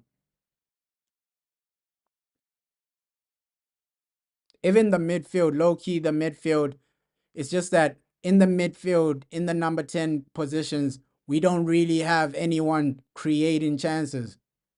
That's the downside of this game, right? No one is really creating chances. I thought Ericsson would step up, just do this, do that. Kobe Maino, obviously, he's in the number 10. Let's see what happens second half, man. Let's see what happens second half. But we haven't really created anything substantial. Like chance creation, it needs to improve. Ooh, Christian Eriksen. With Christian, he still has that technical ability on lock. It's just that we're not really seeing the old Christian Eriksen, the Christian Eriksen that turns up and does something. Yeah, pretty good performances considering it's against a strong lineup, bro. Yeah, Tyler, he's been keeping it simple. Keeping it simple. 1-2, pass it, keep it moving. 1-2, pass it, keep it moving. So, Tyler, it's a great debut for him. It's a great debut. You can see every time he gets the ball, It's 1 2 seconds, pass it. 1 2 seconds, pass it. He's not really taking his time on the ball. So it's a great debut for him. He's keeping it simple, keeping it composed, keeping the ball moving. So it's just 1 2, pass it. Every time they pass it to Tyler, he looks, pass it. Okay, let's keep it moving. So it's a great debut from him. Harry Amas, he's had a good game. He's had a good game. And I can see why the manager really trusts Harry Amas over a lot of academy players. Because crossing wise, he's got that. Ooh, come on, Kobe. Oh my God. Outside the area there. Outside the area there. Second half, it's the attack that needs to improve. Tyler, good first half. And yeah, bring on Cheeto Obi. Second half, just bring on Cheeto Obi. Bring on Cheeto Obi. Maybe somebody like Bruno Fernandez. We need to create a bit more. We need to create something. And yeah, second half, let's see. Give Cheeto Obi a chance because we know Rasmus, he's going to start in Premier League games. And you can see the game so far. 0 shots on target for Wolves, only 1 shot on target for Manchester United. So it hasn't been a game of chances. Both attacks are going to be disappointed in the first half, for sure. Both attacks below average in the first half. Below average. Yeah, crazy that, hey, Kobe Maino, he's only like 20, right? Midfielders, when do they actually reach their prime? It's like probably 25, 26, 26, 27.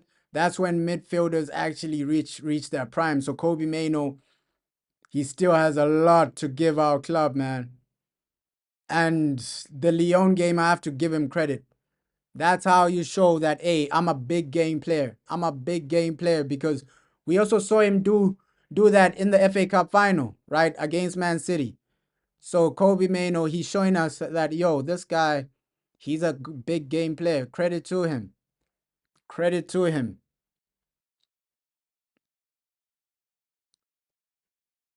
Yeah, that's the criticism I have for Rasmus as well, bro. Like in the box, you're never in the right position. When somebody's trying to get a cutback, you're never in the right position. Peace and blessings, bro. Peace and blessings, bro. Wolves, it's it hasn't been the best halftime. Halftime done and dusted. Hasn't been the most entertaining half, right? Hasn't been the most entertaining half. Nothing to really talk about offensively. Defensively, Tyler, he did his thing, keeping it moving. He was okay. Yeah, Bruno finally rested, bro. Bruno finally rested, bro. You didn't know who we're playing right now. Like it I think offensively you haven't really missed too much. Like defensively, Tyler keeping it simple. I think Mazraoui was calm. Victor Lindelof was calm. So defensively, nothing to really worry about. Even midfield, Ogate was okay. It's just offensively where we gotta do something. Like if you want to win that game, that offensive performance has to improve. Either make some substitutions or do something that change the tactics so that we create a bit more. Because you can see the stats for that game, right? Only 1 shot on target for Man United, 0 shots for Wolves. So Wolves, it's not like we have to be afraid of them second half. Just go all out second half. Try and get that goal. Try and get that goal. Yeah, let's hope the second half isn't 0-0 as well, like the first half, because we can see Wolves, nothing to be scared of, man. You can go out there and attack these guys. They're really offering us nothing. So I don't know why we're giving these guys so much respect, right? You can go out there. Okay, Christian Eriksen, move a bit forward. We can leave Ogarte behind. Like, we shouldn't be giving these guys too much respect. You're saying another poor game week in, week out with this team. I wouldn't say the defensive performance, I wouldn't say is poor. Offensively, it's been poor, bro. I agree with you there. Offensively, it's poor. Yeah, bro. Yo, Tyler, he's been really impressive, bro. Tyler, he's been really, really impressive. I think he's a player we have to genuinely keep an eye on because we know we have a lot of defenders. Lenny Yoro, Harry Maguire, so many defenders, but Tyler, he's one to watch. He's one to watch. How will Tyler actually develop? Because he's kept it simple. Yeah, horrible in the back. Ah, we're treating him like he's Real Madrid. I don't know how tall he is, bro. Yeah, Nico Williams is injured, bro. I don't know how tall he is, but he looks tall. He looks tall because Lindelof isn't extremely short, bro, and he looks taller than Lindelof. So Tyler, I think he's taller. He's a bit taller than Lindelof. Maybe 6'1", probably 6'1", 6'2". We don't know. I don't know his exact height, bro. Yeah, rotating this team. Ah, and you can see without Bruno, we're creating a bit less. We always under create, but today it's crazy, man. Ah, why are we scared against Wolves? That's the thing, bro. That's the thing that's frustrating me as well. Like, yo, why are we so scared against Wolves? You're saying he's 6 foot. I think he's taller than 6 foot because I think Lindelof is something like 6 foot. So I think he's taller than a 6 foot. So maybe he's 6'1", 6'2". But Tyler, he looks taller than Lindelof. He looks taller than Lindelof. We have a good defender right now. We have a good defender in the back where you can genuinely.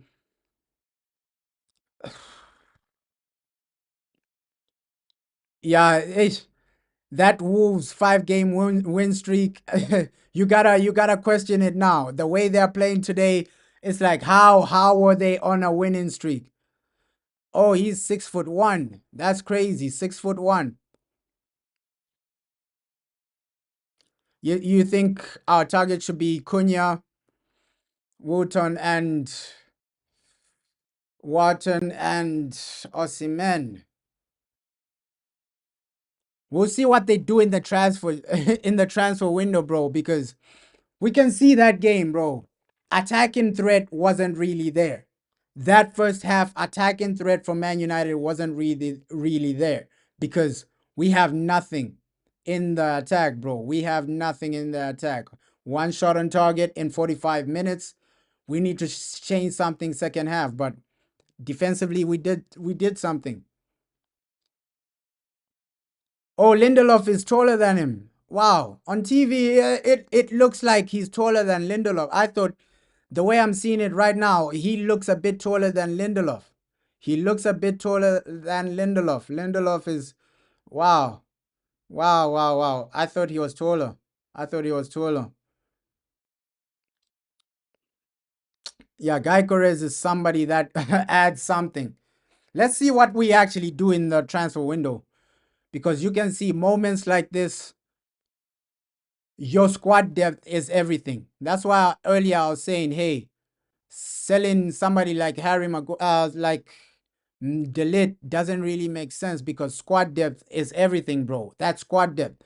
You can see in games like this when you rest your main players, the players that are starting, they're failing to create, they're failing to do anything.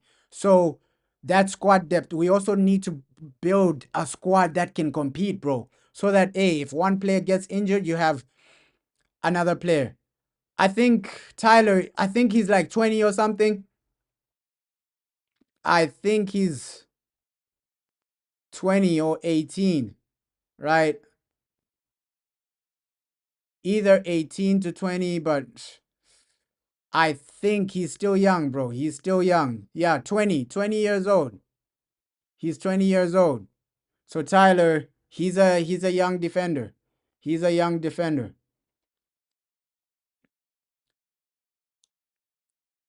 Yeah, Harry Amas, bro. We do have some young some good wing backs, bro. Harry Amas should literally be playing. But Diego Leon, bro, he's gonna turn up.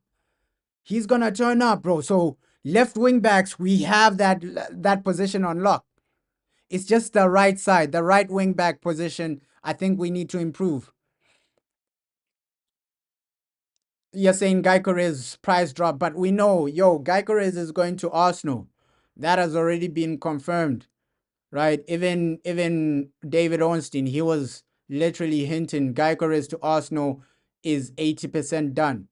So Gyökeres, he's not really coming to United. He's going to Arsenal. And after the Champions League season Arsenal have had, he would want to choose Arsenal. Yeah, Delit is only 25, bro. Like,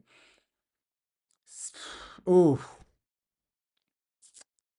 we have some good left wing backs, but right wing backs, bro. Somebody like a Frimpong would be good for right wing back, but I think it's gonna be Tyler Diblin. We know how Jason Wilcox is chasing Tyler Diblin, and Xavi Alonso, he's going to Real Madrid. So maybe Frimpong might come, but I think it might not really happen. It might not really happen. Frimpong to United, but we need that position covered, bro.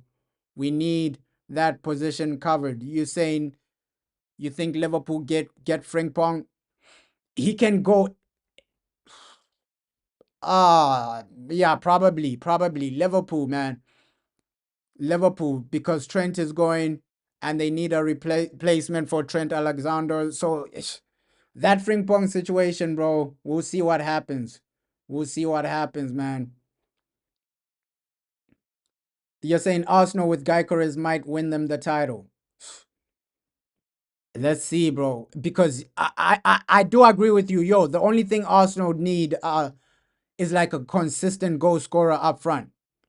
Gyökeres changes their team massively, massively, bro. Because defensively, you wouldn't really say, yo, defensively Arsenal are lacking. It's just offensively, bro.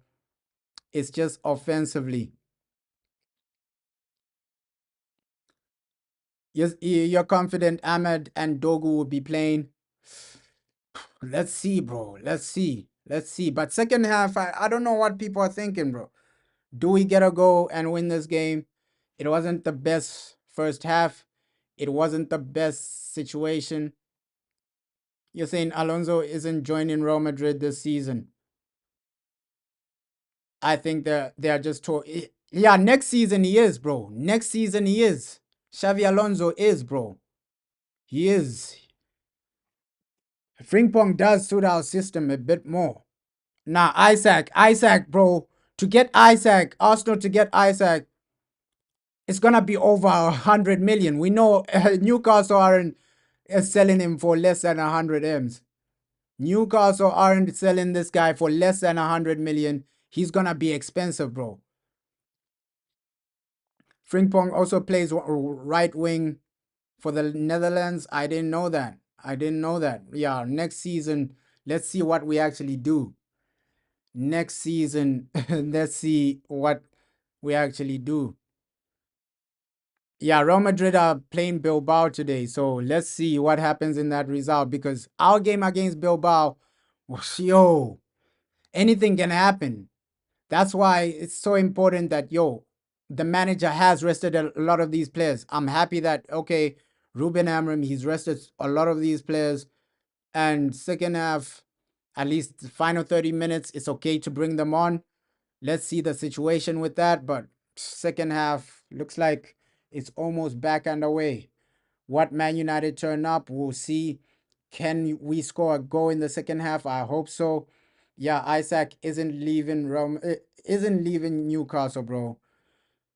Newcastle don't really need the money to sell him, and he still has years left in on his contract. You would love to see Frimpong at Manchester United. Yeah, but could be another guy who. Let's see, Frimpong to United. I don't really see that that happening, but if he does, let's hope he turns up. Let's hope he does turn up. Second half looks like there won't be any changes. Might be just the same team, but just try and get a goal, man. Try and get a goal in that second half. That's all we're begging for. Kirkers at left back. Let's see.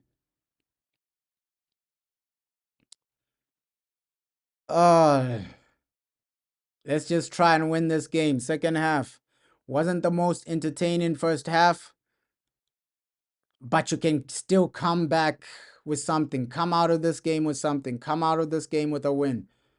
That's all we're begging for as United fans. Okay, Manchester United, go out there, win the game, get over the line, and yeah, destroy Wolves, man. Destroy Wolves. Yeah, we don't need another left back, though. We don't need another left back. We don't really need another left back, but yeah, we should be focusing on attack, midfield.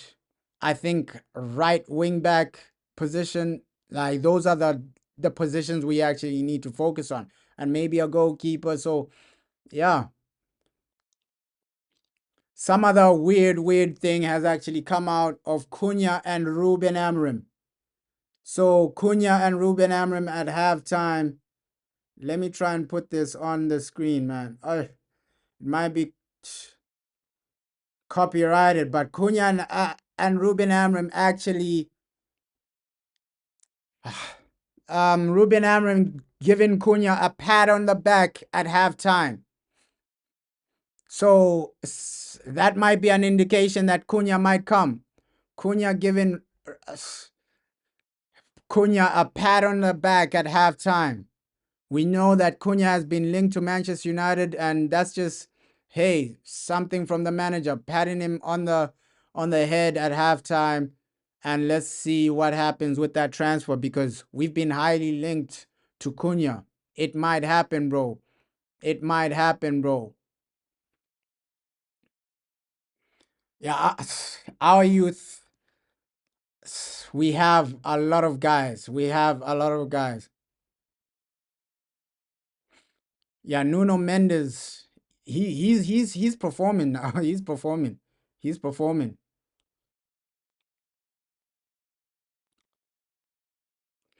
Yeah, we don't always like look for fullback. Let's see what they do for that wing back position, especially the right wing back position. Let's see what they do. But that's interesting that Ruben Amorim and Cunha literally coming together, man. Literally coming together. Halftime, they're patting each other on the back.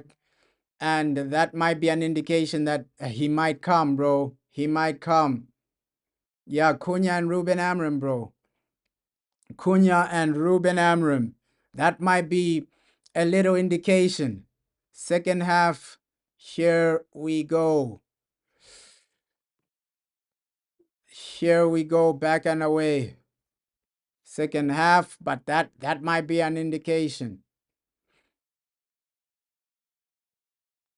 That might be an indication.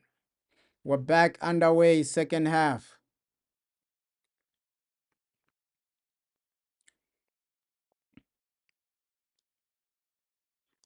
Yeah, if we don't get Frimpong, he's one. He's one to say.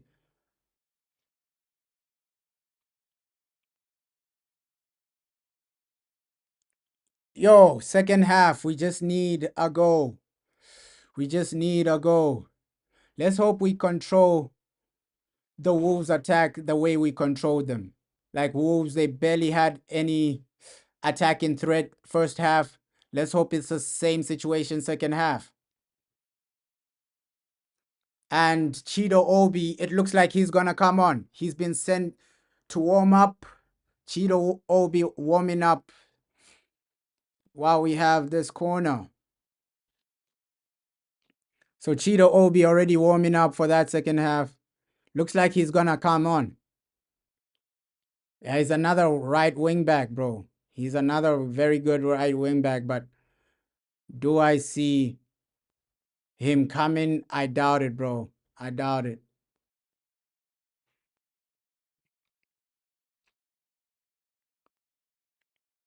And with at least Inter, man, yo, they have so many good players that we can go out there for. Ooh, Garnacho, Garnacho, Garnacho. That's what I'm saying. Garnacho, better start to the second half though.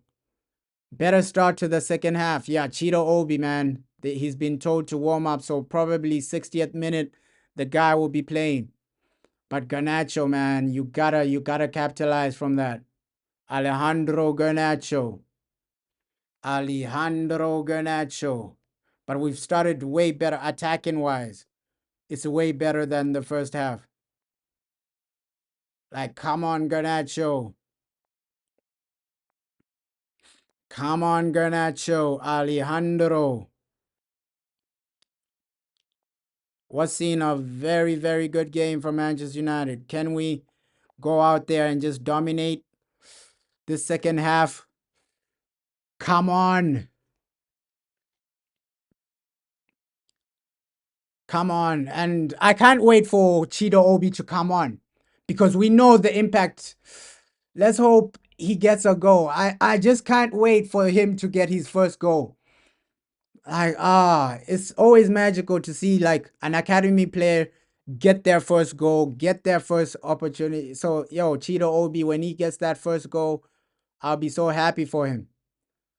But we're playing way better attacking wise in the second half with more intensity and more like we're just playing better, bro. We're just playing better. You can tell that, yo, that halftime team talk from Ruben Amram, he was telling them, nah, second half, you got to score. Second half, you got to get the ball in the back of the net. So this halftime that was seen, second, yeah, crazy that, yo, Mazraoui, that's how quality Mazraoui is. He can play as a center back, he can play as a right back. So that guy is, he's really quality and on the ball, and he's press resistant. I know earlier we said, yo, Kobe Mano is the most press resistant player in our squad, but I think it's Mazraoui, bro. Mazraoui, press resistancy, bro. The guy is press resistant as well. He's also so calm in every situation. Yo, and a left back for Morocco. So Mazraoui, he can play a lot of positions, bro. He can play a lot of positions. And I remember when Eric Ten Hag was here, right? Some other interview where Eric Ten Hag said at Ajax he played Mazraoui as like a DM. So he can play so many positions, Mazraoui. DM, right back, center back, left back. So wow, it's crazy that he only cost 12 million. That is a crazy situation, bro. Come on. We got to get this goal because now you can't just put your hopes on like second half or something. It's the second half right now. You can't put your hopes on, okay, last 80 minutes, last 70 last 10 minutes, the last 20 minutes. You can't put your hopes on that. You got to get the goal right now. And even Wolves, they're attacking a bit better than they were in the first half. So both teams, attacking wise, it looks better.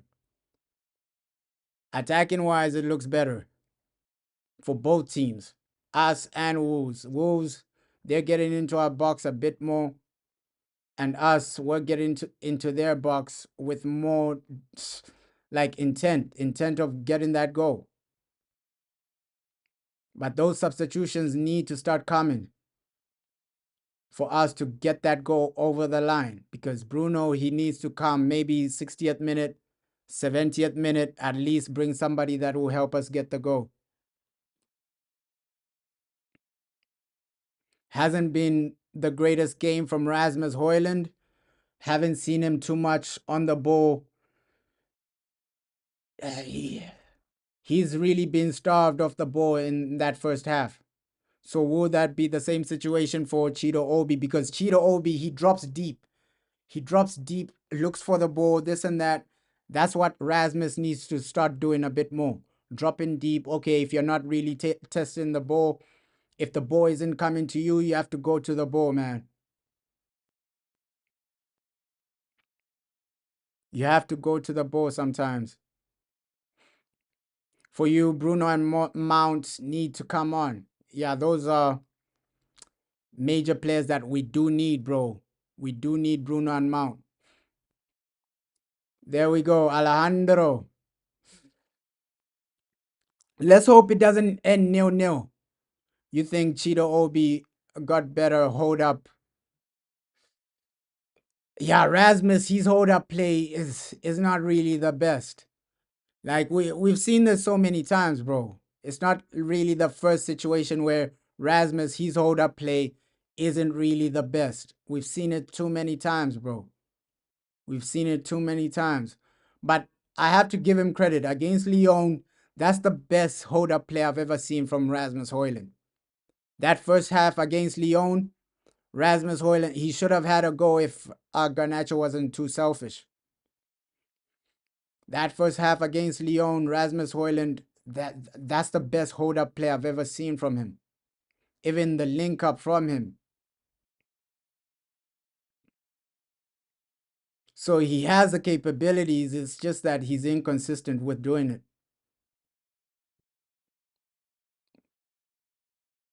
Oh, Ericsson, man. Yeah, you're gonna need, oh, great from Højlund. You're gonna need to remove Ericsson. But then he loses the ball. You're gonna need to remove Ericsson, bro. Like second half, we know, we can see this guy is getting tired now. If you just watch Ericsson, the guy is getting tired now. He's gassing out. He is gassing out right now. Ericsson, you gotta remove him. Maybe 60th minute, 70th minute. You can see Ericsson is gassing out right now. The pressing isn't there from Ericsson. He's just walking. Obviously, we know with Ericsson, the legs are gone. But you can see he's gassing out right now. Yeah, I don't know with Rasmus. Why take a tight angle? And that's the criticism I have with him in a lot of situations. Rasmus, you're in a great position to make something happen.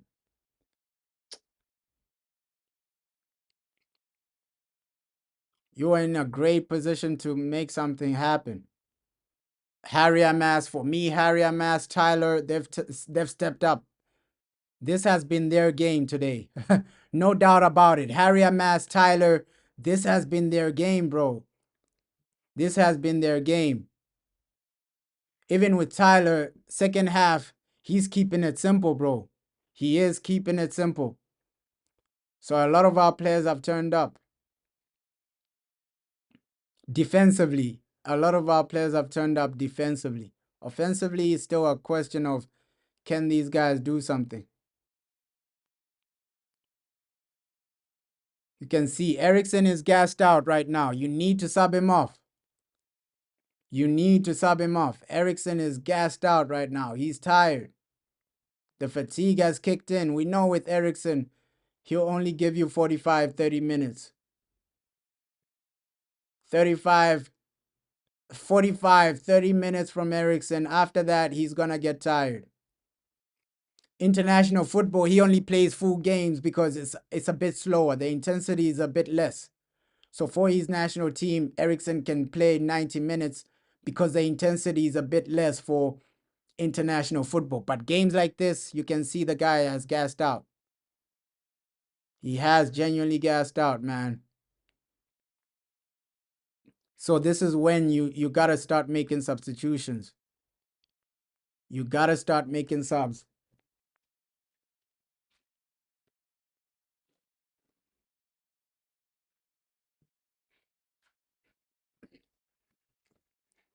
But I feel a goal is coming. I feel a goal is coming. United, that goal is coming, bro. Like one or two subs. Maybe a situation of Bruno Mount coming in. The way we're keeping the ball in some moments, we can get that goal, bro.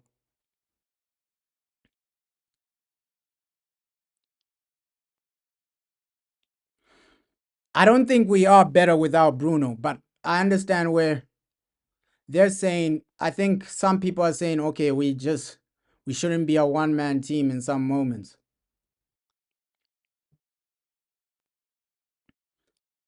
Looks like substitutions are coming on. Diego Dalot and Mason Mount are coming on.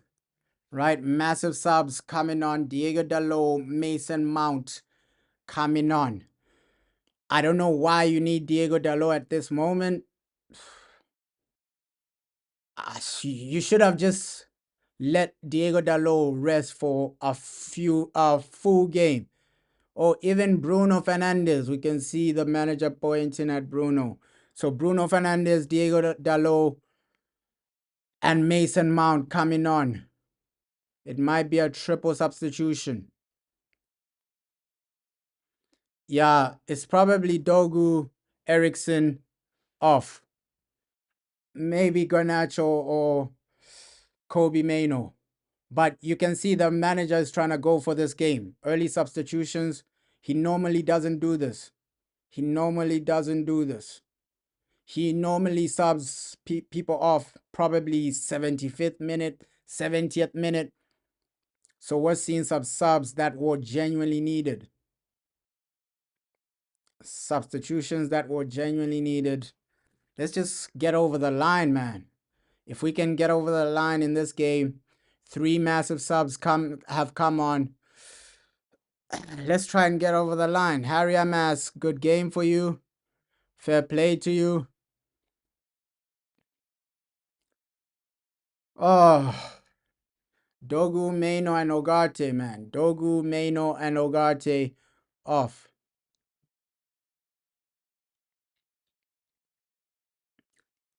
I'm surprised that it's not really Christian Eriksen. I'm surprised it's not really Christian Eriksen coming off, bro.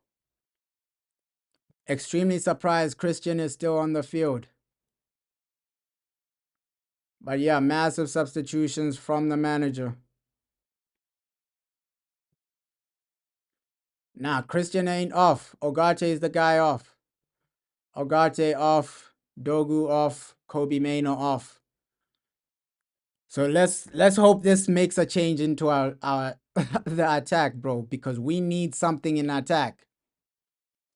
We need something in attack. Obviously, Bruno, he will bring something. Mount will bring something in the attack. And going forward, Diego Dalot in sometimes will bring something. So yeah, good substitutions. Let's hope they make an impact.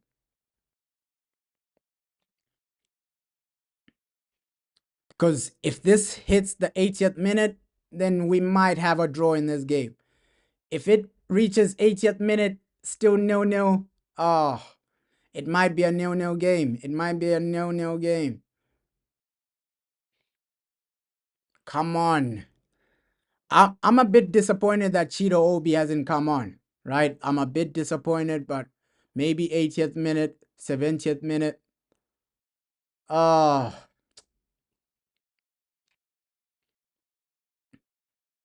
yeah, it hasn't been the greatest game attacking wise. If you're talking about our attack, we've literally created nothing. The full game literally created nothing. You can see Zersky and Delit were looking on. Zersky, Delit, they were looking on. They're at the stadium. And even Amad Diallo at the stadium as well. So a lot of our players that aren't fit for this game are at the stadium.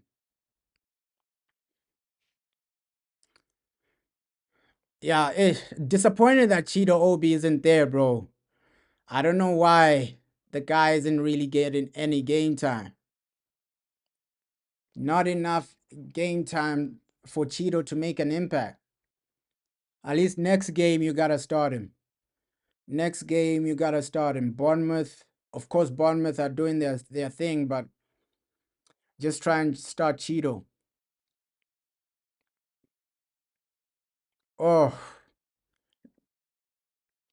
composed game today, man. Tight game. Tight game.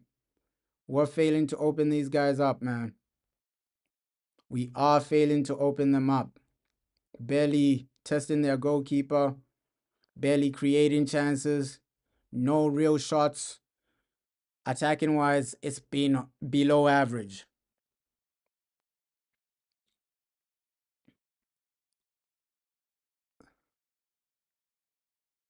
But credit to Ogarte, man. He had a good first half, right? He had a good first half, but if you want to score a goal, you got to sacrifice him. You got to sacrifice him to get that goal because now we're going to be playing a bit more attacking. With Ogarte, he's best when you just need somebody to just defend. When you're just defending, Ogate is your guy. But now that you're looking for the goal, trying to go all out, I think that's why the manager hasn't taken off Christian Eriksen. Because with Christian Eriksen, he has that type of pass, right? He has that type of pass where he can pass it from deep, he can pass it from the final third. So he can make an impact in the final third more than Ogarte. Of course, Ogarte he can get a goal outside the box or something like that. But so can Christian Eriksen. Right now, we're just focused on attacking. That should be the mindset. Get that goal. You don't want a situation where you leave this game without a goal, man. Yeah, off the ball, Ogate is our best player, but on the ball, that's where he needs to improve a bit more. His passing isn't like Christian Eriksen.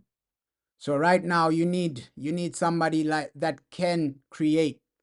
That's why they brought in Bruno and Mount. At least those players they can create, they can help us get a goal.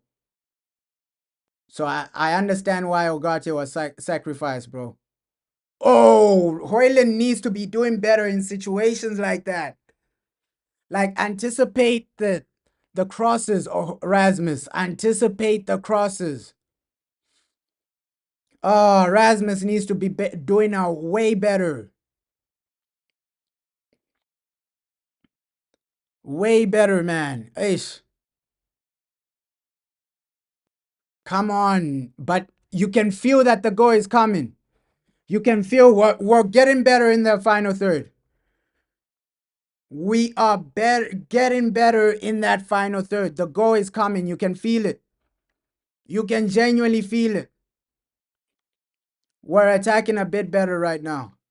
Like just improve the intensity, go all out, get that goal.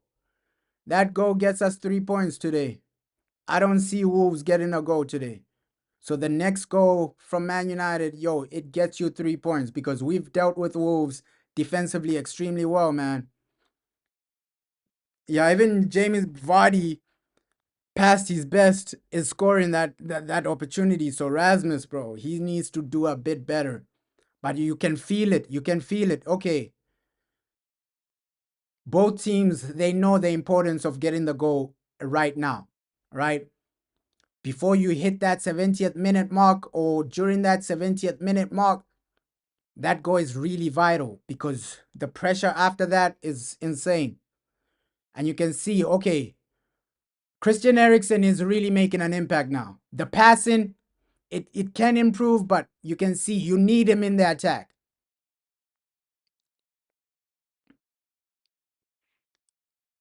And I think that's why he chose to keep Eriksen over Kobe. Because Kobe is brilliant, bro. Kobe is brilliant. Let's just hope we get a goal, man. Let's just hope we get a goal, man. Get Cheeto Obi on. Get Cheeto Obi on because the the areas we're getting into, the service we've been providing Hoyland with, Cheeto Obi is eating one of those. So get Cheeto Obi on, man. Get Cheeto Obi on. Save Hoyland for Europa. Get Cheeto Obi on. At least now it'll be magical if he just comes on, gets the goal, and then was celebrating like crazy. Yeah, Bruno ish. Yeah, that is a massive impact from Bruno as well. Like we're just moving better as a team right now.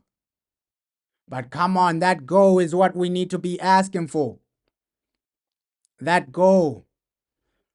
At least get that goal. Wolves are toothless, man. They're not doing anything to us.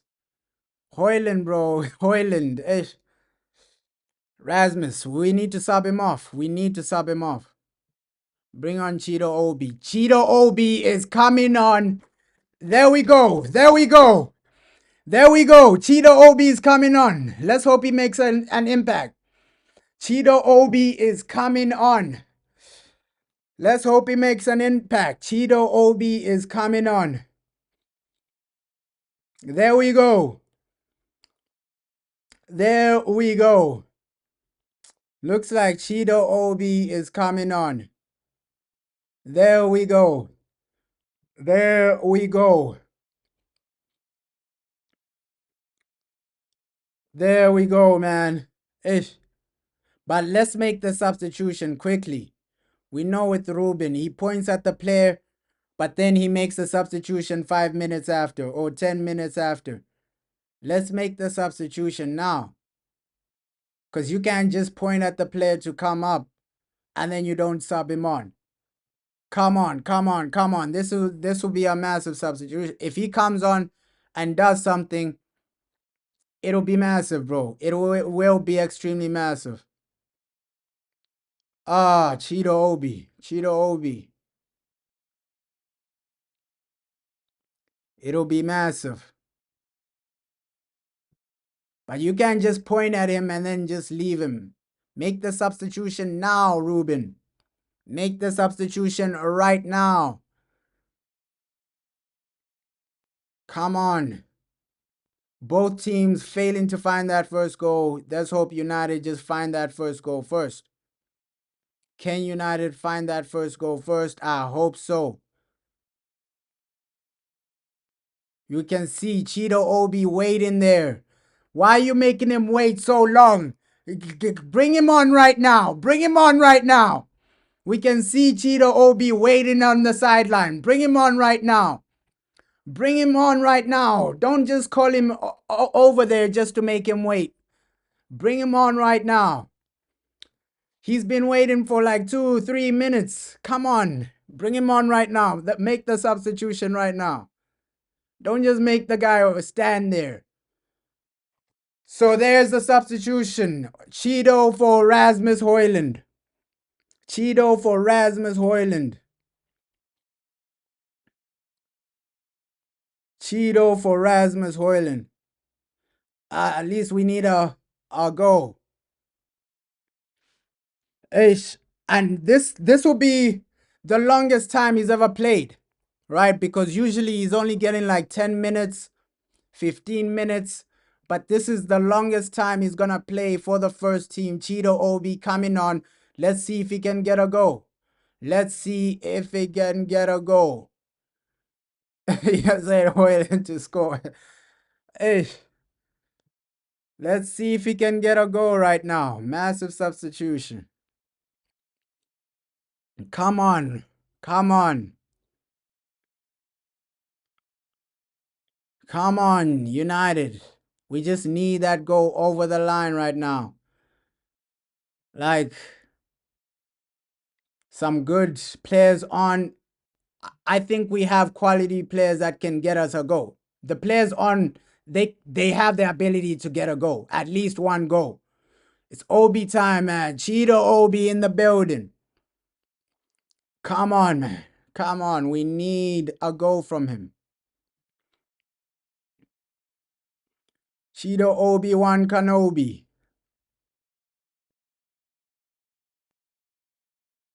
Can he get a goal? Cheeto Obi-Wan Kenobi. Come on. Let's go. Let's go. Garnacho. Garnacho. Oh. Come on, Mason, Money Mace. You can see, I somehow I just feel the goal coming.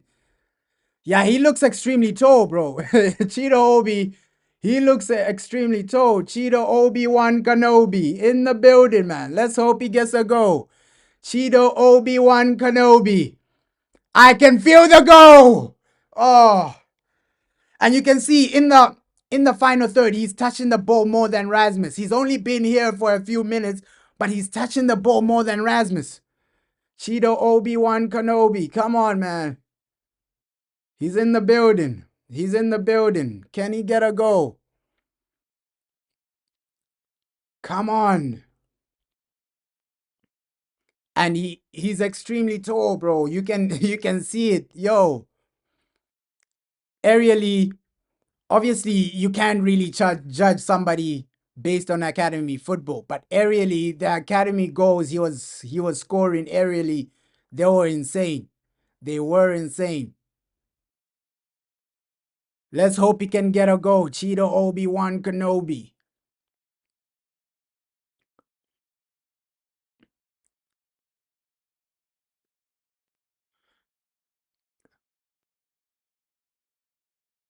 Yeah, bro, it does seem like that.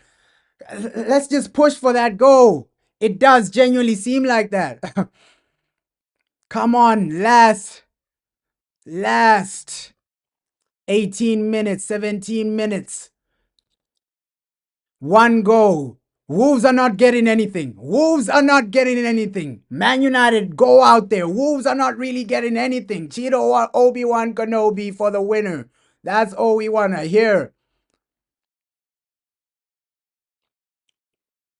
Come on, come on. That winner is all we're praying for right now.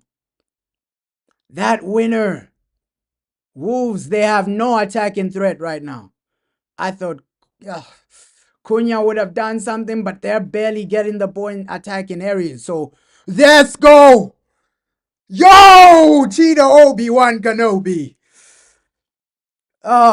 Yo.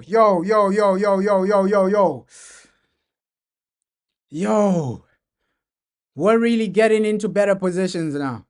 Final third, better positions. Oh, yo, that goal is coming. That goal is coming. It is coming. And you can see Wolves making a substitution to counter what we've done. But that goal is coming. That goal is coming. Some brilliant hold-up play from this guy, Cheetah Obi-Wan Kenobi, man. Extreme. Some good hold-up play from him. Cheetah Obi, man. He's literally doing more than Rasmus in less time. Like, he's hold-up play. He's getting into some dangerous areas. So far, so good. So far, so good from him.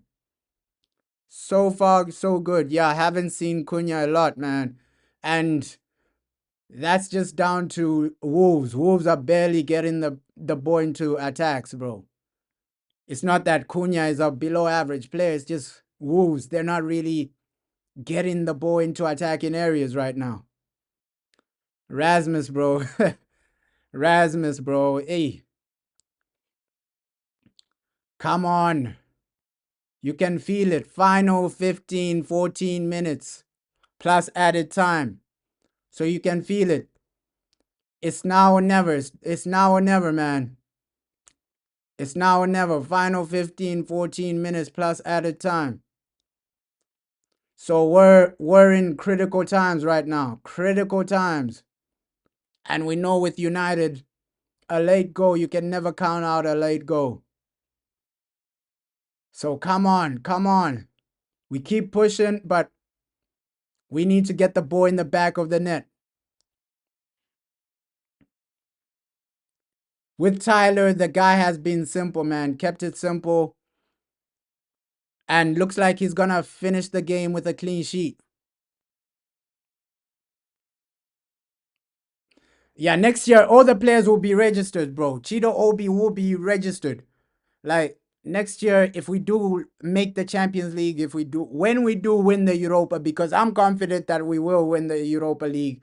When we do win the Europa, a lot of these players will be registered, bro. Cheetah Obi definitely will be registered. Come on, United. Just one goal, one goal. We know Wolves, they are toothless. They are toothless. They've barely created anything, Wolves. I thought they'll be a bit more dangerous in attack, Wolves, but they've caused us no problems. Onana has been comfortable today. Yeah, bro, I'm confident we're getting that Europa League trophy. Just based on the teams left, of course, the hardest team for us is Bilbao, right? Tottenham, we can beat them. Bordeaux, we can beat them. So the only challenge for us is Bilbao. Oh my God, Wolves 1-0. Wolves 1-0. Wolves 1-0. Wolves 1-0. Oh my God, free kick. Free kick and we're done and dusted. Done and out. Wolves 1-0. Damn, they created nothing, man. They created nothing just to go 1-0 up. They created nothing just to go 1-0 up. But that's football. That's football for you. Ah, that's football for you. Bro, you're saying only concerning thing is Tottenham have won 3 times against Manchester United this season. Yeah, bro. Tottenham, they have won against us this season. But I think we can beat them if it's Tottenham versus Man United final. Oh man. Insane free kick, man. Insane free kick. Onana could have done nothing about that. It was going corner there. Corner there. Insane free kick. Insane free kick right there. Oh my God. Insane free kick. But he's genuinely good at free kicks. Ah, I wouldn't blame it on Onana, bro. That's a high level free kick. That's a high level free kick, bro. Oh, that's a high level free kick. Obviously, a better keeper does save that, but not a lot of keepers save that free kick. I didn't put it all on Onana. But disappointing, bro. These guys created nothing in the whole game. Like, I think that's their first shot on target, and it's the goal. Oh my God. So back-to-back Premier League losses. Unless we get something. Insane free kick. Insane free kick. So back-to-back Premier League losses unless we get something, bro. Ish. Let's just hope at least we get an equalizer or something because these guys they've created nothing. That's their first shot on target and it's a goal. And that's how heartbreaking football is. That's how heartbreaking football is. Wolves, their first shot on target is a goal. Oh my God. Oh my God. Back to back Premier League losses. But I wouldn't even say defensively we've had a bad game, right? Harry Amas has been okay. Tyler has been good. So just one free kick and ish, that's football for you. There's nothing you can do about situations like that. That's football for you. Football, that's why in football you only know the result when it's full time. You can only predict the result when it's full time. One shot on target and it's a goal, bro. That's unlucky for us, bro. That's extremely unlucky because defensively, I think we've been good. Besides that free kick, we've been good defensively, bro. One shot on target and it's a goal. So it's not about, yo, today we messed up defensively, this and that. It's just today our attack has let us down. That's the overall situation. If we scored 1 or 2 goals, we would have won this game comfortably, but we can see today our attack is the one that let us down. Because these guys, they've only had one shot on target. Attack, you're not doing your job. Yeah, it's crazy that Wolves are about to do a double on Manchester United, right? They won away and now they're gonna win at Old Trafford. Looking like they're about to win at Old Trafford. Oh, nah, bro. Oh, so unlucky this result. So unlucky. Extremely unlucky this. Because I was thinking we're in a perfect situation to go, okay, final 10 minutes, let's try and get the goal and get the winner. But Wolves, they score with their first shot on target. And that's a free kick. That's how football is, man. That is how football is. Football is heartbreaking, bro. Oh, you're saying crazy. We can't even beat a 17th place team. We should have beaten Wolves. If our attack was better, we should have had one or two more goals. Today, I'm not blaming the defense. Today, I'm just blaming our attack. Like, if our attack was better, we win this game. Like, if we created a bit more, if we scored something, we win this game, bro. 2 goals wins us this game, bro. And the fact that we're failing to score against a team that's 17th, it shows you our biggest problem. Our biggest problem isn't defending, it's getting goals, bro. Getting goals in games like this.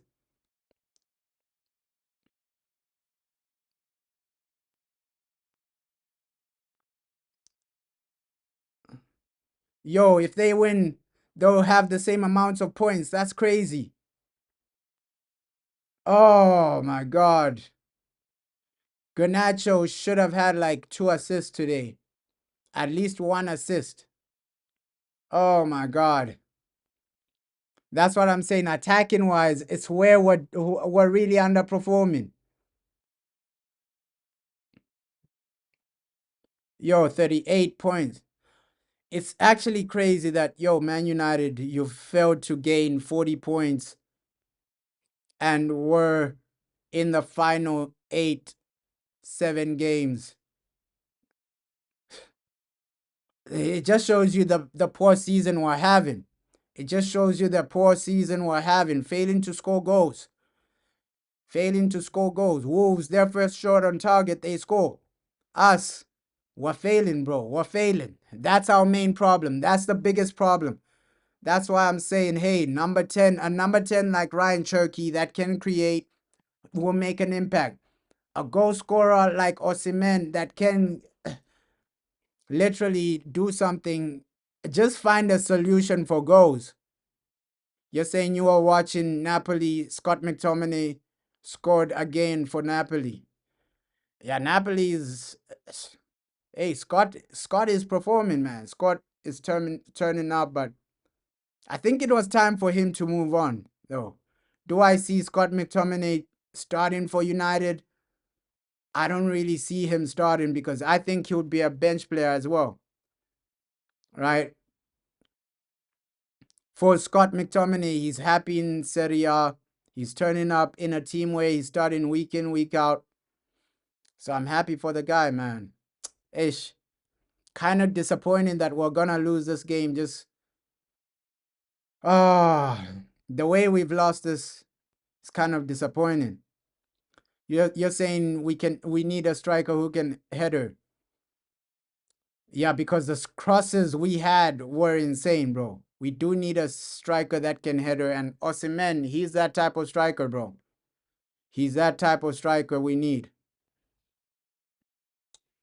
This hasn't been the best game for United. Yo, that's crazy. That is crazy. That is crazy that Scott McTominay 10 goals. That is crazy, but Harry Amas, fair play to him. Tyler, fair play to him. But our attack, I can't really give them any credit. Our attack has literally lost us this game. You're failing to score. You're failing to get the ball in the back of the net. Osimhen, bro. Osimhen, we need this guy. Even the crosses, Osimhen capitalizes from one of them. So we need this guy. We need Osimhen.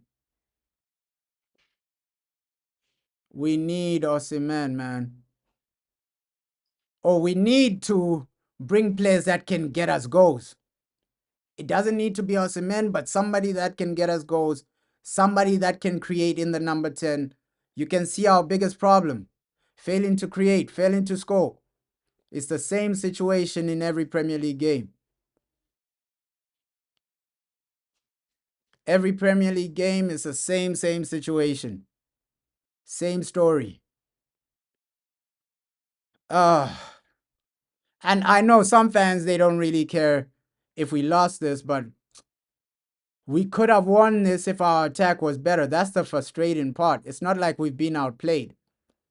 It's just that, Wolves, they got a free kick. They scored their free kick. But us, we're failing to get one goal. That's the only difference, man. That's the only difference in this game. Goals, man. Yeah, it's too predictable at this point that, United, you're going to struggle to score goals. That's our biggest weakness. Failing to get the ball in the back of the net. And I think we're like negative goal difference in the Premier League or something like that. And that's just down to us failing to score, right? Failing to score and also conceding a lot. So let's hope this situation improves next season. You bring in players that can create, you bring in players that can put the ball in the back of the net. Like, it can be anyone, but anyone that can score and get you goals, man.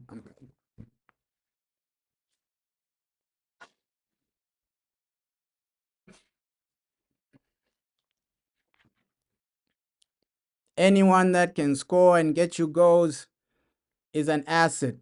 So those are the people we need to genuinely be scouting and bringing into the club. Ah,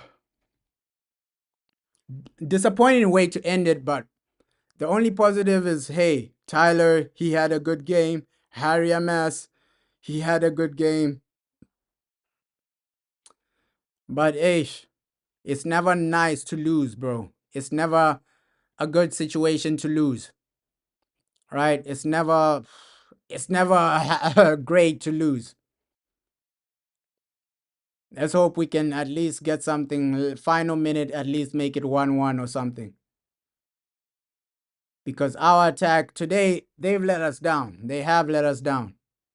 Attack and the number 10s that are meant to be creating, right? The people that were in the game to create have let us down. Lack of creation, lack of goals. I'm not really blaming the defense for this result. Tyler, he had a good game in defense. Harry Amas, some great crosses. I'm blaming the attack for this. You're saying a lot of Man United fans are saying Tyler is world class and better than Kirk is, but you feel they're overreacting. Yeah, maybe, bro. Maybe. But he's had a good game. He's kept it simple. Obviously, we haven't really seen his defensive qualities too much because we've had a lot of the ball. Wolves haven't really been attacking that much. But he looks good, man. He on the ball, he looks good. Tyler, he does look good on the ball, bro. He does look good. Today, it's not down to the defense, bro. We lost today because of our attack, failing to get goals, bro. It's the same story. It's the same story week in, week out. Those goals aren't coming.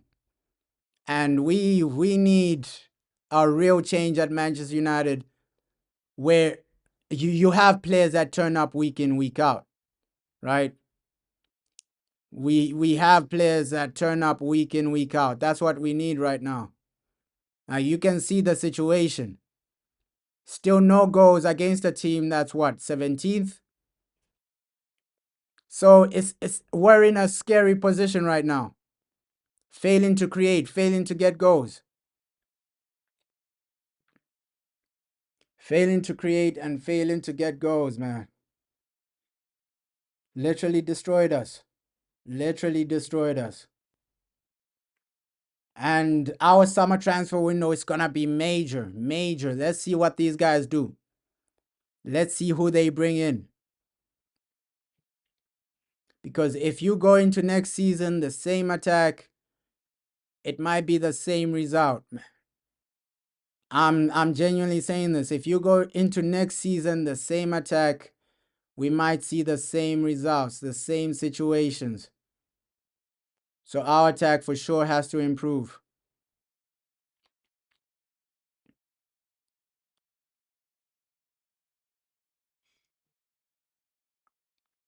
Yeah, the performances in the Premier League have been terrible, bro. And you don't see us competing for anything soon next season in the next coming years. We can see we've been struggling, bro. We need a lot in attack. We do need a lot in attack. You can see Amad Diallo is really missing in this attack. We're really missing him. And we probably miss another number 10. We need another number 10. We need a midfielder that can pass from the double pivot as well. Right? Passing from the double pivot has been really, really lacking. Yeah, disappointing so far.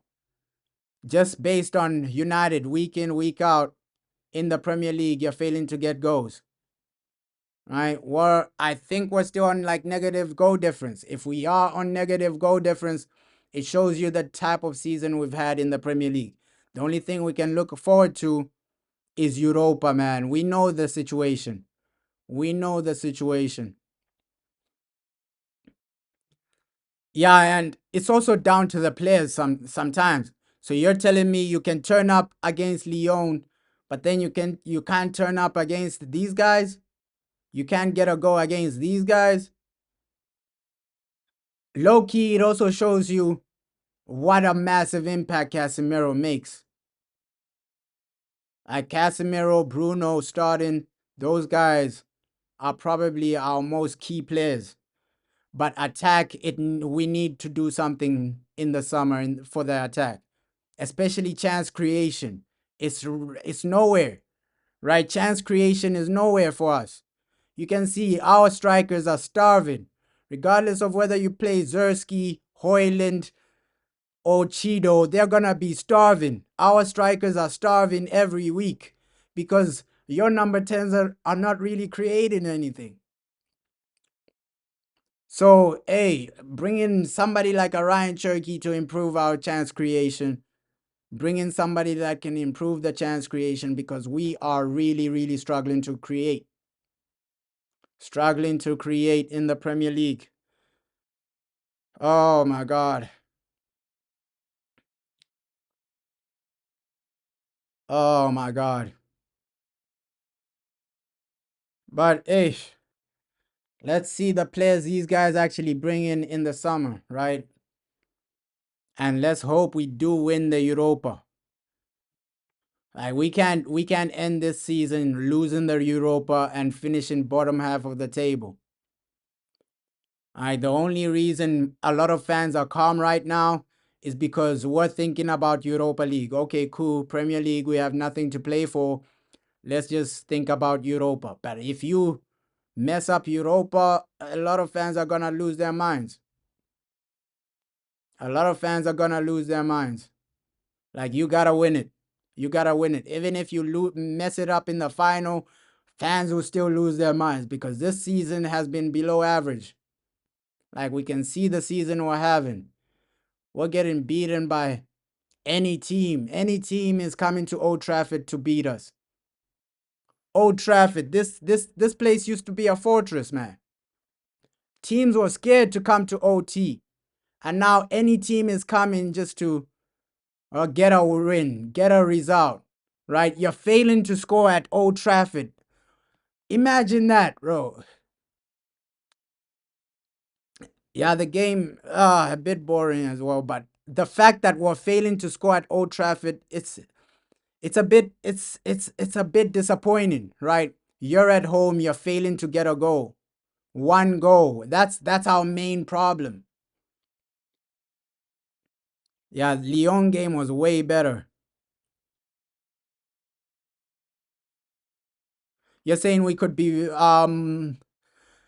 better if we played a bit more seriously. Like the mentality is the thing as well, bro. The mentality is the thing as well because you can see these players, They choose when to turn up. Okay, today we're gonna turn up. Tomorrow, it doesn't really matter. So they choose when to turn up, bro. They do choose when to turn up. Mentality wise, these players let us down in some games.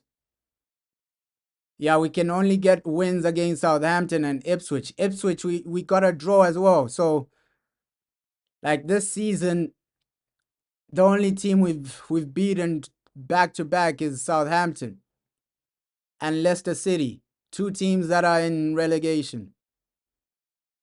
So our Premier League season hasn't been the best, man. This hasn't been the best. And the fact that we're in added time, still no goals, man. 97 minutes, we failed to get a goal. And there we go, full time. In 97 minutes, we failed to get a goal. That's a bit embarrassing. That is a bit embarrassing. Let's see. Let's see the types of transfers Manchester United make. Full time, 0-0. Not the best, not the most entertaining game, right? The only goal was a free kick. But yeah, a lot of work is needed in our attack.